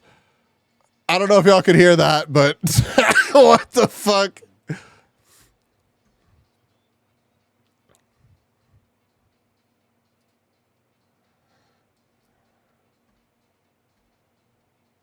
You know where I'm going to take you? I listened to somebody do some ASMR the other night, and this may not be y'all's thing, but yeah, I'm tempted to raid Lena, but I think we've raided Lena like recently-ish, although I haven't been streaming recently-ish. But I want to raid Violet. She's been doing ASMR and killing it.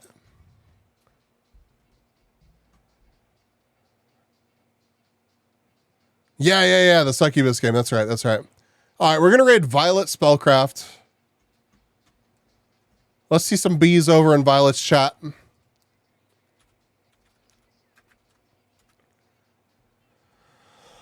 Oh, my God.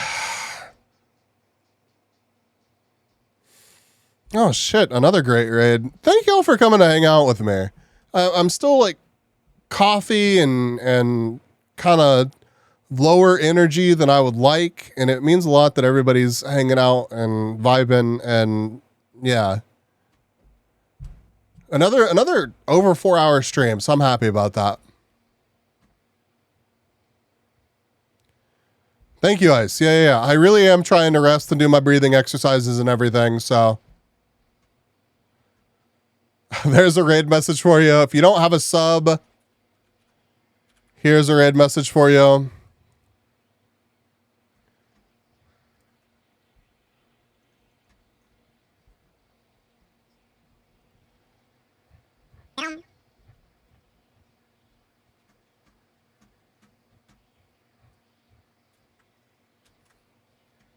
Have some, well, another VTuber. Have some cat. I don't know if I have the bot active right now, actually. I don't know if that's going to work.